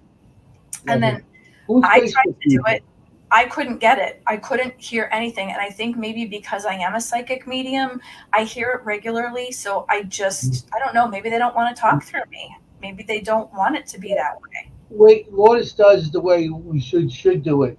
The way you hear it is the way you say it, because sometimes the expression in your voice makes it more appealing. then you know, it makes it more realistic. You Hey, know, Scott. then Scott Reddick's on. hey Scott, Scotty, was that you that said, "Hey guys," under Facebook user? Sometimes it doesn't. It I said, doesn't. yeah, who's the Facebook user? It might have Whoever been the him. Facebook user is, please tell us who you Some are. somebody said hello to you earlier, and I asked who it was, but nobody answered me. So I don't know if that was Giuseppe. Yeah, yeah, sometimes it comes Facebook user. I got it on Oh my yeah, it was him. yeah, it was Joey. Yeah. No, it was Um, Scott. I have it on my Facebook on my regular account, and I got it on my Seekers Club account now. What? So they could come in. They could go in and come in to see the show through that. Oh, Because when I he said I figured out that you have to give StreamYard permission to see your comments and name. That just started, and I think some people are not doing that, which makes it difficult because then we don't know who it is. Um, Yolanda said, lately my clairaudience is getting better, but like I said, it comes out as chatter. That was something that was tough for me at the beginning as well. I was getting a lot of reverb, kind of like ringing in the ears, and then Mhm. I started to listen better, but I still can't You get have to that. concentrate. When it comes to that, you have to concentrate because what happens is when stuff's coming in, sometimes it's more than one voice coming in, or sometimes there is some sort of like interference, like a white noise or something still Yeah, coming through, or leading ringing, or through. like a Yeah, yeah, or something might be a higher pitch than you could really hear, or a lower pitch that you try to understand but you really can't. Or they might be talking a lot faster or slower than you mhm, was like we're talking now. We're talking now. So if I talk like that, coming through the static or through their staticom, but if you hear me talking like this, you're like, oh wow, that's clear. But they don't always come in clear because it's depending how much energy they could put to their voice to bring the voice through. You know, yeah. like The I said, static Ron combo. slows things down because some stuff is so fast that it's too fast for us to hear with our ears. Yeah, So you maybe slow it down. Yolanda, maybe try like a necrophonics or something that might help you out at the beginning, or like sit in a quiet room and just meditate for a little while until it starts to get easier for you. I know I told somebody once before, like if you're thinking about how to decipher what's coming through to you, I know I always thought it was my own voice or it was my mom because she was deceased. I thought that she was the one that was feeding me the information, or even my spirit guides. But like if you get information, if it's coming in, like if you're asking yourself, what do you want to make for dinner? And you're like, is it chicken? Is it beef? Is it fish? And it seems like it's coming out like that. That's you talking to yourself. But if you Hmm. get a name that seems really strange and it comes to you really quick, like if you're thinking, okay, who's in this room? And it's like Beatriz with a Z, and it's Hmm. fast. That's your, spirit guides, or the ghosts in the room, or whatever, because they're going to give you information very quickly. It's not going to come from you. So it's not fake. It's not that you're the one that's coming up with the information and making it up, because a lot of people ask, how do I know if I'm making up the information or is it actually coming to me? That's one way to know that. Hmm. I mean, when it comes to stuff like that, you know, just listening, it's like sometimes it's very hard to hear. Well, on one point, I can't read him, so it's quick. But when you're listening, like I said, just concentrate. I close my eyes and I just listen to you know, if I have headphones on, I just hold them to my ears. I just concentrate and breathe slowly, and I listen because yeah, I mean sometimes answers if I'm going to actually answer is my mother here, and I'm excited to hear if I hear my mother, I'm going to hear yes. So maybe sometimes you could make up your own answers, but a lot of times if you hear something clear, and that's what you're looking for, something that's clear or legible, that you Mhm. can read and you can hear something, you know. But I mean, there's a lot of stuff like I said, you slow it down and you can hear, and then a lot of times that's what we do, And like Ron said, when he did that one thing with his mother, he sounded like he's drunk. Sound like he was drunk, but it came out the mother's name and his grandmother's name and everything. So you have to play with when you do the playback. Might have to slow it down, or maybe not so much speed it up, but pretty much just slow it down and just play with it and see if you could get something out of it. Yeah, and she Especially and when she it's does that. have a point too. She said she could probably ask them to slow down with just as when ghosts show what they, or I should say spirits, Yeah. when they show themselves as what they want to look like, you can also ask them to change their tone, their accent, what language they're speaking, how they speak to you, their pitch, whatever, and they'll change that for you so you can understand them because they're trying to give you a message. So ask them to do that. Yeah, well, sometimes it's not. They can't slow it down because that's how they're coming through. With communication. That's why you got to actually slow it down, um, because I mean, it's when it comes to voice, it's a little different than their appearance. They can change their appearance, but when it comes to that, it's like I said, you have to slow it down and play with it a little bit. And sometimes you might have to make it. You go on, settings and stuff like that, and you got to tweak it to make Hmm. it to bring in the highs or the lows. You know, Well, I mean, like if you hear it this way, not with the ITC or whatever, but hmm like if they're coming to you and they're trying to talk to you. Scott has a great question. He said, on that point, I want to ask a question. If you have been paying attention to Secrets of Skinwalker Ranch, they've discovered that something seems to happen at 1.6 gigahertz. Do you think that might be a key to communication in another realm? Um, it's possible. I believe that. I do. I mean, it's possible. You got to understand too. Sometimes location has to do with, I guess that's 1.6 gigahertz. But The ley lines, maybe. still, yeah, it could be the ley lines or the how high. You know, if you're high in the mountains, it might be less than 1.6. If you're Like in the an open sea level field, it compared might to. be different on the gigahertz. It might be wherever you are, whatever could um, interfere with a certain, like in a city. Yeah, because when you think about it, if you're in, say you're in, like I'm in Pennsylvania, so I'm closer to sea level. If you're in Colorado, the two of us bake a cake. Just that difference alone can be a problem if you're baking a cake. But if you're trying to have the pitch of something change, that's hmm going to change as well. Yeah.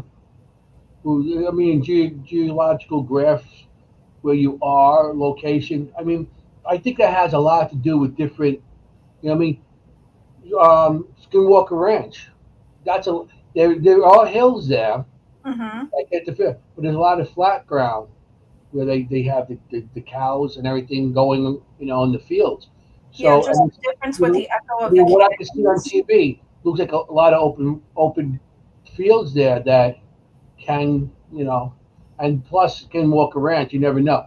If you watch the show, they're finding something underground now too. So maybe that has something to do with There's so many things that could be involved the with that. with whatever transmissions might come in and out. You know, that's a good show. Skinwalker Ranch. That's I've been watching that and I've been like amazed at some of the stuff that's going But through there. there's also the solfeggio frequency, which like certain frequencies do certain things to help heal people.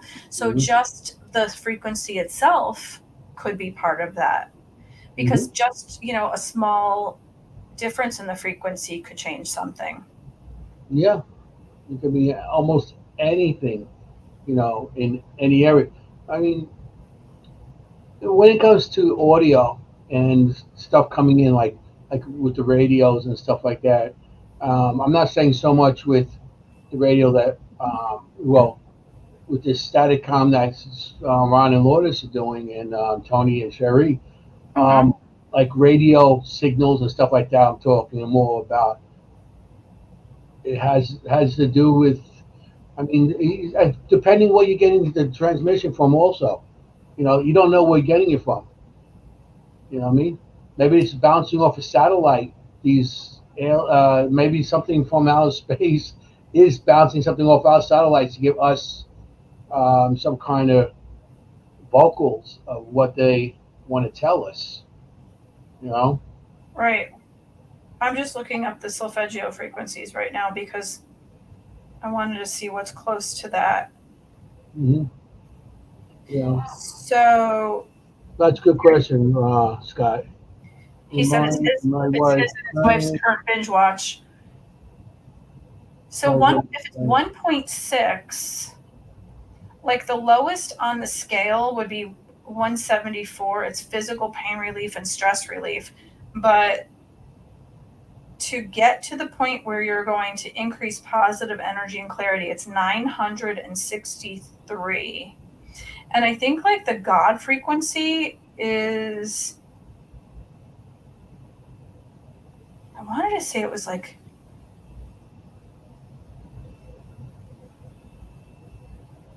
I don't know why I'm remembering 364 or something like that, but Yeah. Well, I know. Yeah, Scotty. I know he's into his ITC stuff too, and he likes that also. But like I said, everything. I mean, it could be something with what they're saying with the gigahertz or whatever it might be. You know, we don't know. We really yeah, don't know. Some areas might be different than others, and maybe that's to do with the where you are at the time in open field in the mountains, or you know. But that's a good question, and I mean, I couldn't answer it because maybe you need more like a Ron. We would call Ron. He was the Ronopedia, because you ask him a question, he could come out. He has all the answers. yeah, he knows everything. Yolanda said, wouldn't that give great activity to the brain? That's a lot. What's the name? It's called the solfeggio frequency. So even like 432 hertz, the music has a positive effect on overall sleep quality. There you go, Anthony. You can use that. White noise. This You know, is white noise. they use the solfeggio with binaural beats as well. So solfeggio frequency is different than the binaural beats. They put music together with the solfeggio frequency to make it sound like monks or angels singing at the same time. So you're not just listening to like the knocking noise or the whatever. It sounds really I always really. like that. The monks way they do that. He's like, what the hell are they doing?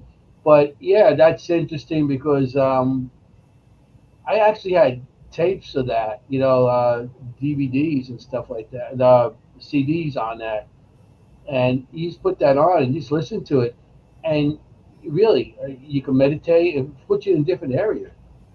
She's crying, laughing at us right now. Scott said, Ron and Tony are true pioneers in ITC with the Staticom project. I agree. Yep, they are. I mean, I know Ron and Lourdes spent a long time doing what they were doing. Um, I mean, I came in, they already had like 85, 86 sessions in before I even started working with them, you know? Mm-hmm. But I knew Ron and Lourdes before they even did that. I mean, when I first met them, they were working with an SB7, and then Ron got on the SB7, and he got himself one of the the portal boxes, and that started the whole thing with him. And then he just kept on going and reading about it, and you know, actually talking to the pioneers that started all that. And then when he hooked up with Tony, and that was like putting two great minds together and coming out with Staticom. It's like, yeah, that makes sense. Why? I mean, maybe that's why they're using the radio. Because it's static, Mm-hmm. you know. So that was good. For a lot of people, the solfeggio frequencies, like even just low, 174 hertz would help with physical pain relief and stress relief. 285 is for tissue restoration and healing. It even helps to heal broken DNA. Um, so that's great for all of us here. How do you break 639. DNA? Hmm? How you break DNA? You walk down the street, you trip, you break your DNA. What the Oh, hell? How do you break your DNA? for like what I have going on, that's from broken DNA, and it happens with like genetic issues, or even people who are the start of a broken DNA issue because of something that happened when they were, in utero, and then there was a problem because of the atmosphere, like with, toxic fumes and things like that. But Hmm. this is for all of us because we are all crazy. Improvement in mental balance, 639 hertz. um, hey, Anthony, veering off the path, but what do you think about whistling at night? I heard that you shouldn't do that. I never heard that. I never heard that either. Oh my God, shadow work, Anthony. Yeah, I got the shadows over here. We all need shadow work. Um, I never heard of whistling at nighttime. That you're not supposed to do that. Actually, on some investigations, um, I actually heard spirits whistle, and we So am I. whistle back. And you whistle to them also, and that's all at nighttime. So I don't know if that's anything. It it doesn't call spirits. I don't know about that because I mean sometimes spirits mock you. So if you whistle, they might whistle back at you, and Or like the they're knocking too. mocking you, knocking also. Which I have. We always did You'll, that one thing with the shaving the haircut, do do do do do, and I had a couple times, boop boop, you know, come why back at. don't we use the shave and a haircut? You got to understand too. Shaving a haircut dates back to such a long time, like the 1800s. You know, shave and a haircut, two bits, and that was like a saying back like in the 1800s and stuff like that. So when you do something like that, spirits from that era could identify with it more than if you're going to play something from nowadays. Yeah. So they identify with more of what came from that era. You know, so I had something interesting happen with whistling. So, um, I had my uncle Gene, who was my godfather, teach me how to whistle, and I couldn't whistle like, so I would suck the air in. No, I can't do it. I'll have to do it later. So now I'm on stage, but so I was making my website, and I did it all over like one day into the night, and I was almost done, and it was like 4:30 in the morning, and I was getting really, really tired, but it was like that last little thing that I needed to do. So I had my laptop flipped over on my bed, and I was standing up because I didn't want to fall asleep. And this whistle came from my hallway. No one was awake. And it kind of went, and it sounded like a male whistle, not a female whistle. mhm. And I looked, and I just kind of thought, there's nobody here. It doesn't scare me because it's not like one of those scary things, I'm just going to keep going. So I kept going and I didn't really pay attention to it. So I finally finished up, closed the laptop, put it away. I maybe had 3 hours of sleep. Went to bed, woke up the next day, went into the bathroom, closed the door, right outside the bathroom door. Same whistle. And I thought about it and I was like, why would that whistle be there?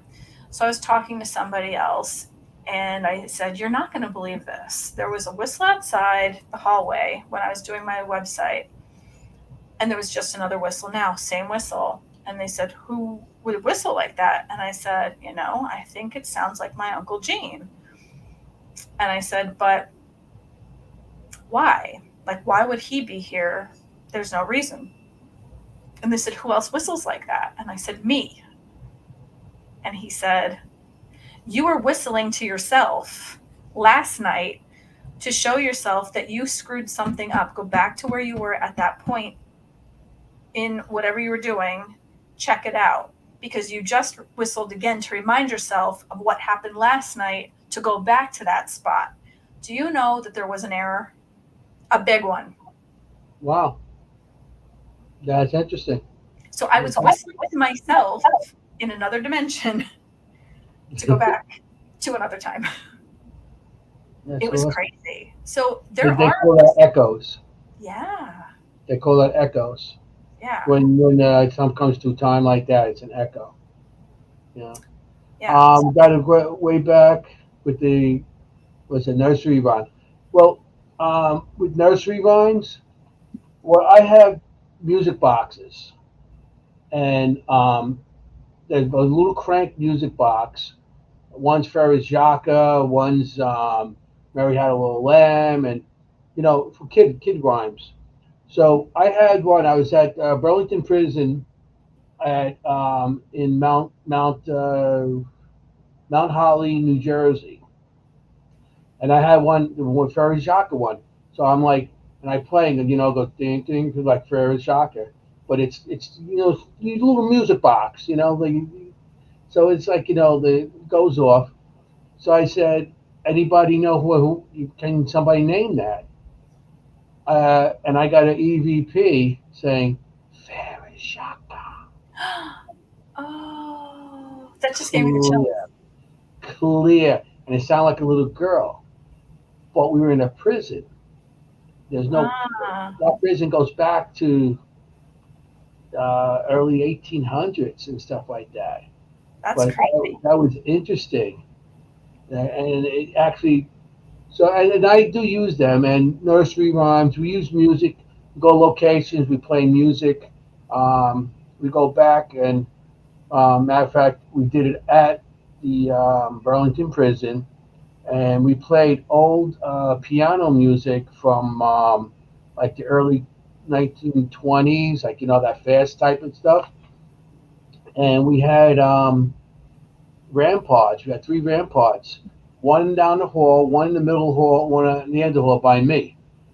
And we were playing that music, and I'm like, we're downstairs, we're down in the basement, we're down here. Come down and join us. Come on, we're having a party, we're having a party. All of a sudden, one of the ramparts go off in the end. Then the middle one goes off. That goes off, it goes off and then shuts. Then the middle one goes off and then shuts. And then the one by me goes off and shuts. And as the music was going, all of a sudden, it was like they were going off, like somebody was dancing up and down the hallway. They were going off one at a time. It was really something because we use music as trigger objects also. I love that. Music, and it looked like they were they were partying and they were like enjoying the music, So trigger objects are big things like with the kids and we just in general with spirits. So like nursery rhymes, or even numbers. What we do too, it's like, can you finish this? And say 1, 2, 3,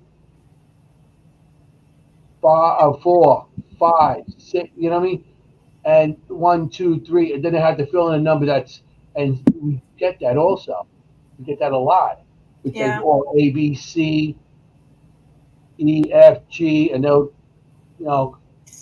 say it. So if you play games, they will respond too. Yeah, Yeah. you know, because it's not always like sit down. What's your name? Can you tell me your name? Yeah, it's It gets redundant too, because think of how many people have been there already and asking the mhm, same questions. If you do mhm, something that's really different, they'll love that. You know, you're taking things there for them to play with, or you're asking them different questions and playing a game with them. That's what they really want. yeah. They're stimulated. They want Mhm. something different. Kids. Even like if you go to like an old insane asylum or some kind of home that they used to keep the disabled, and you go to those places and you bring the trick objects. You bring a little toy or something. Cat balls I or had cars move on the floor at one of the places at Summer Mansion. We were there one time on the third floor all night long. We had these two cars, like it was a line, and we had two cars there.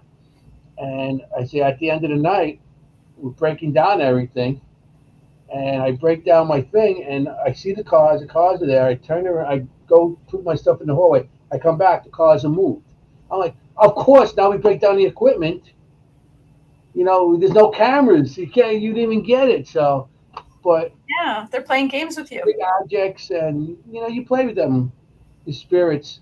I mean, not every spirit's gonna play a game with you, but you gotta treat them like human beings because they were human beings. You know, They're uh, still human beings. They're you just know, not in their meat suit. treat them like you treat anybody else. You know what I mean? You're not gonna come in and be mean or challenge. You come in and start challenging things, you're gonna make them mad.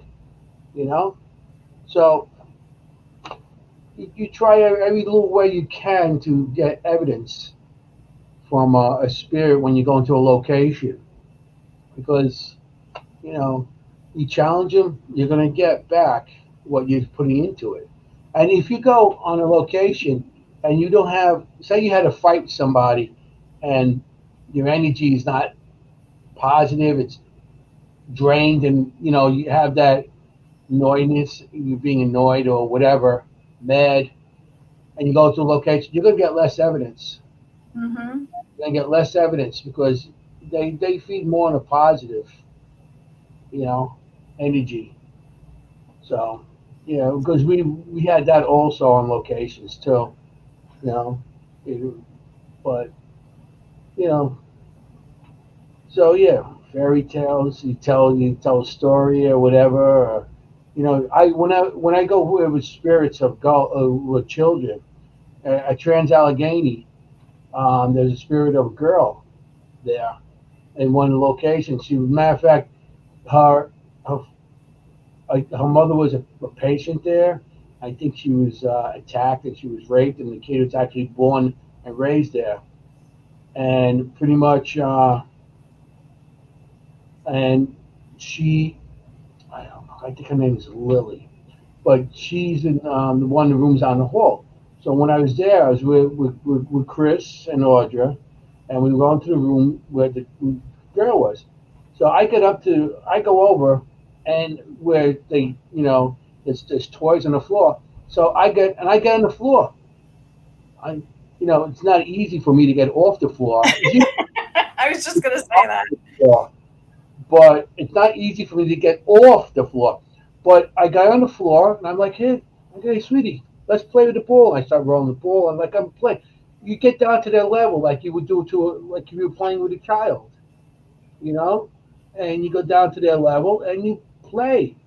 And we got I have on audio. One of my cameras was in the corner. That's one thing about night vision cameras. You put them in the corner, nobody else sees it. So I had somebody stand in front of it.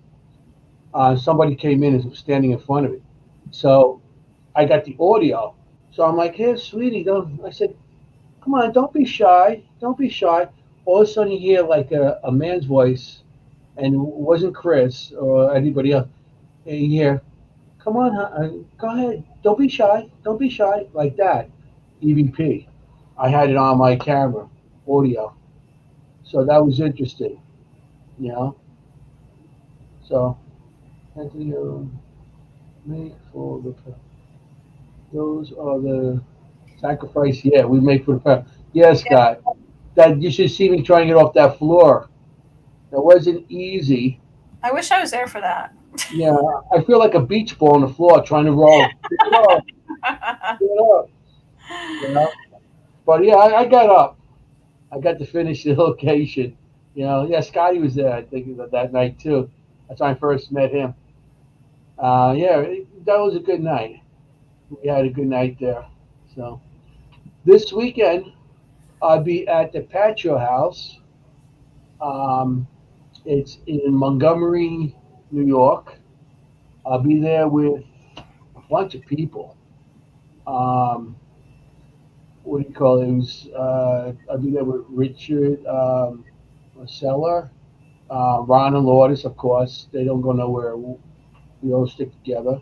Um, Lisa from, I mean, there's so many people there, you know, so we should have a good time.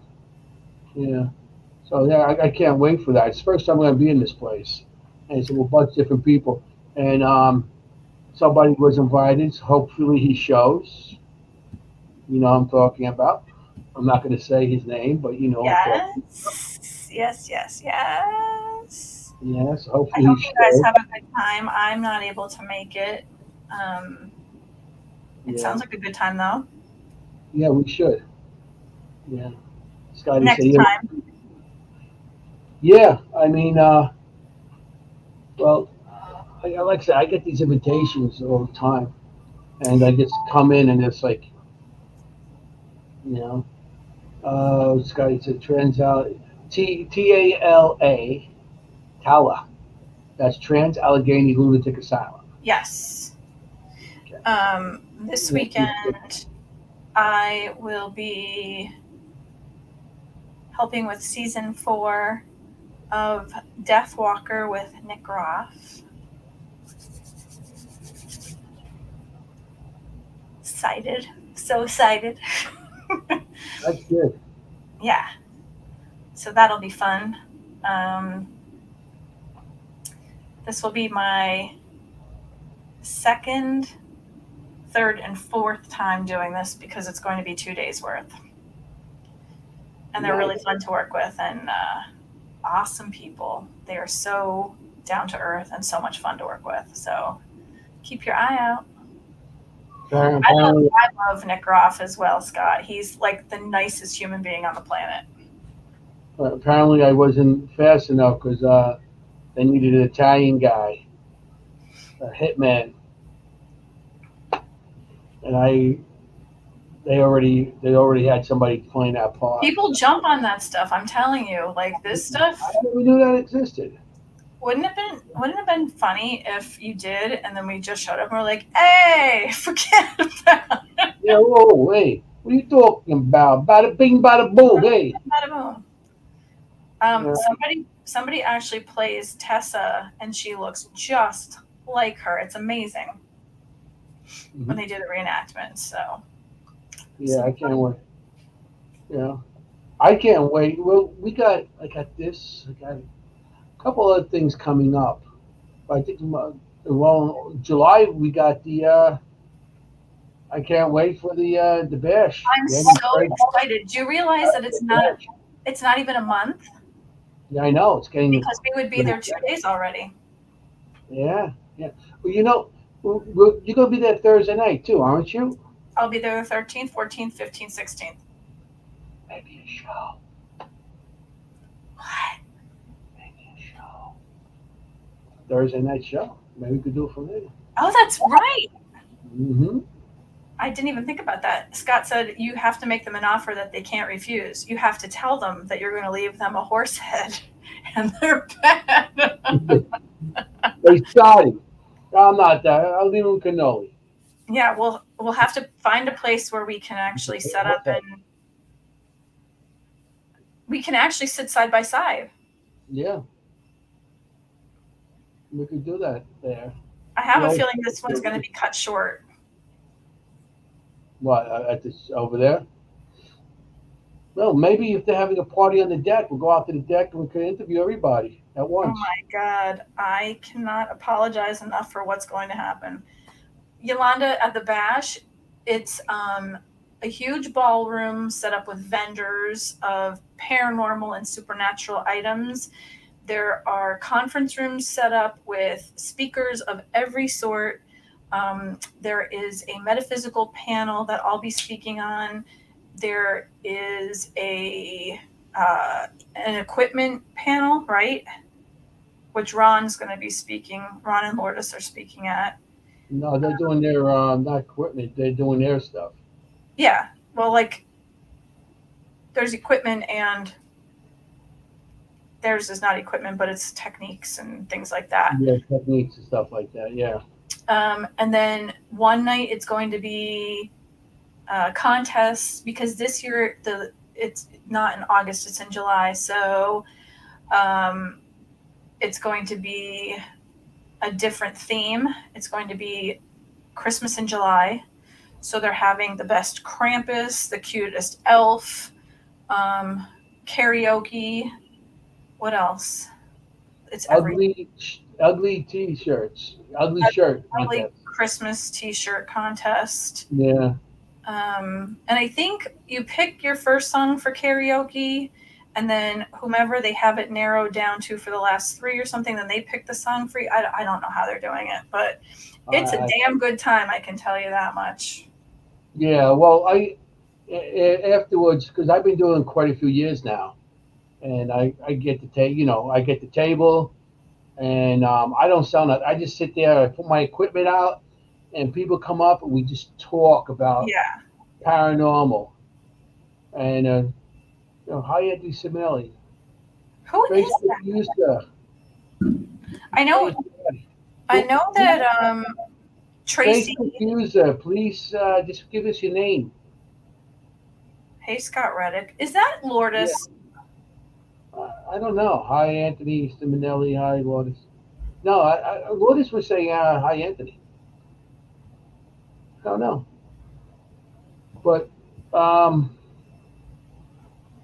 yeah, so it should be good this year at the It'll be a lot of fun. You know? It's Connie. Oh, hey Connie. Ha. How you doing? How you doing, Connie? Hey, how you doing? Does anyone investigate the area of Gettysburg, or has that ship sailed? No, we still do. Well, I get drunk. There are still people that do that.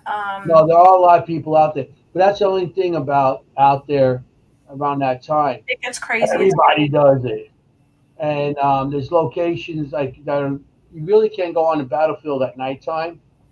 So Sachs Bridge becomes the biggest thing, and I was there. Was it last? No, 2 years ago. I was on Sachs Bridge, and we actually got a good grab. One of the people we were with had a really great. I'll tell you a story about Sachs Bridge. We were there one year, and it wasn't during the bear. It wasn't during the bash, because I used to go out there twice a year just to go investigations. It was in April for my brother's birthday and August for my birthday. We were on Sachs Bridge, and there's people there and stuff.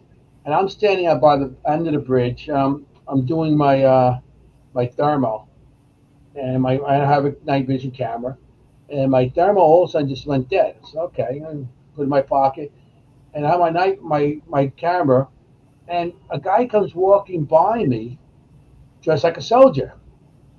Okay, so I'm thinking maybe a reenactment guy, He had like a brown thing on and stuff. He walked by me. I could see him. I could see him go past the camera, and past me. Goes on the bridge, and you can hear his boots boom, boom, boom, boom, boom, going across the bridge. And then in the middle of the bridge, he's gone. Totally gone. And I'm like, I thought he was a regular guy, so he just walked past my camera. So I didn't follow him to get, and he just walked in the middle of the bridge. And because when I'm with my night vision camera, I slowly move it around, but I'm not always looking where I'm aiming the camera. And I just looked, and the guy disappears in the middle of the bridge, and I was like, "Did I just see that?" And then I walked across the bridge to see maybe I didn't see him cross the bridge, or maybe he stopped. I don't know. I couldn't find him, man. Did not find him. So that was interesting at Sachs Bridge, you know. But yeah, Gettysburg, we should have a good time that night. And I hope some of the people in the audience that gets a chance to come and visit us, even if it's for the day. You know, we will have a table there. Come over and you talk. And Yeah, it's a really really cool time. There are, you know, people from Travel Channel and Destination America, and it's a blast. It's a blast. If you yeah, can get there. It's worth it, and it's $20 for the whole weekend. I think it's $40 for family, I and don't know. it goes to the Wounded warriors. warriors and children with cancer. It Mm-hmm. is so much fun, and you get to like Batman out shows and up. talk to people. Batman shows up with Wonder Woman every year now, and they take the kids and they put them in the Batmobile. They take the Yeah, kid for a ride. the Batmobile is there. The what is it? The ecto something? I Ecto, don't. Yeah, Ecto One, the what do you call it? The Ghostbusters. yeah. Um, The Batman was Ecto just in One. Ukraine. Did you know that? Batman, he started he started that as him and his wife. That now she plays Wonder Woman, but they started that ectoplasma. Ectoplasma. Well, the Ecto One is the name of The the car. vehicle. Yeah. Yeah. But yeah, he started. I was talking to him about it, and they were going bankrupt. He was going, and he's like, "What am I going to do?" You know. And so he just started playing Batman and going to, and he just started picking up. He was playing Batman and going That's to nice people too. And now the little schools and girls stuff into like that. And the guy was going bankrupt. He was really bad off. And then he started doing that, and then people started donating. And then he goes, I'm going to start doing this. And then he started going from place to place, and now he's going all over the world. Him and his wife. And I think they have a couple other people that play it now too. That's part of their team. You know, Yeah. but that was interesting how he got started with that. You know, and then of course we'll walk around and meet Eat. more people. And what's good about these places, go to Paracons, are people like us. Like for years, I couldn't talk about the paranormal to people because it was a red flag back in the 60s, 70s, 80s, 90s, and you couldn't talk to people. It was even in the 2000s. But when I started going to Paracons, matter of fact, I started going to Paracons and I started, getting tables at Paracons, and you don't realize how you can start talking to people, and it's like you get things off your chest, and there's people listening to you, not giving you faces, not judging you, and Hmm. everything like that. That was always good about the Paracons. That's why I always enjoyed about them. Yeah, no one makes fun of you for having abilities or, hearing your story about how Aunt Susan walked into your bedroom and, tapped you on the forehead while you were sleeping. Like weird stories that you can just tell anyone while you're there and they Yeah. understand.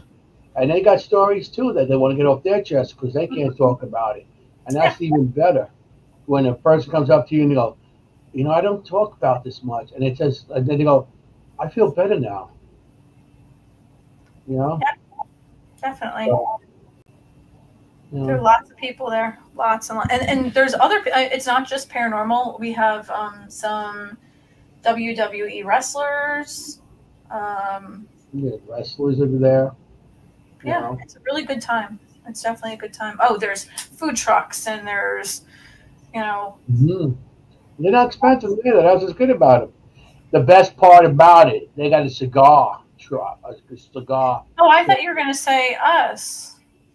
oh yeah, well us too. But it's cigars. No, of course. We're going to be there. The best part about we're going to be there. We're We're gonna be going to be there. there. And we're going to be talking to everybody. But Yeah. the second best thing, okay, is my cigar trailer. You'll have lots of like-minded people there, Yolanda. It's crazy that like you'll see things there that is, and the craziest things happen. You have Santiago Cerullo stands up and starts screaming at the top of his lungs. A blow-up Yeah. dinosaur will walk in out of the blue. Yeah. We had, what's his name come in? Was it Penny Whistle? Oh, Pennywise. Pennywise. Yeah. As walking in, I turn around like, Did it scare the crap out of you? he's standing behind me. I'm like, hey, that red balloon for me? Mm-hmm. Yeah. Well, it's interesting. And You'll float too. Yeah, I know. Well, it's 9:56, but I think is tonight the night that Bobby has his show. It's Thursdays, right? It's Thursday tonight. Yeah, but it's tonight the night that Bobby has his music show, or is it Tuesdays? I always get this mixed up. Okay, so he has 3 minutes. Penny whistle. Scott's laughing at you. Scott, laugh at him. He really needs The to. reason I said penny whistle because I worked in a topless bar in Astoria called the Penny Whistle, and well, adult. Listen, we don't want to hear I about was a this. manager. So I think Ron's kicking us off now. Great show, Yeah. Maureen and Anthony. Great guest. He really was a great guest. And he's like, and okay, now enough. Yeah. So this gets funnier by the minute. It really does. So this was another episode of Dimensions of the Supernatural with Maureen Grudzinski, that's me, and my wonderful co-host Anthony Simonelli, otherwise known as Mr. Forget About It. I'm going to say good night. Okay. Adios. Ciao. Have a good night. Be safe out there. And keep your cat balls private. Don't forget to watch Bobby's show tonight, which will be on in the next 2 minutes. It's guitar and piano music. We will see you next time, 7:30 to 9:30, Thursday night, and same time, same place, Dimensions of Supernatural. Good night, Charles. We'll see you next time.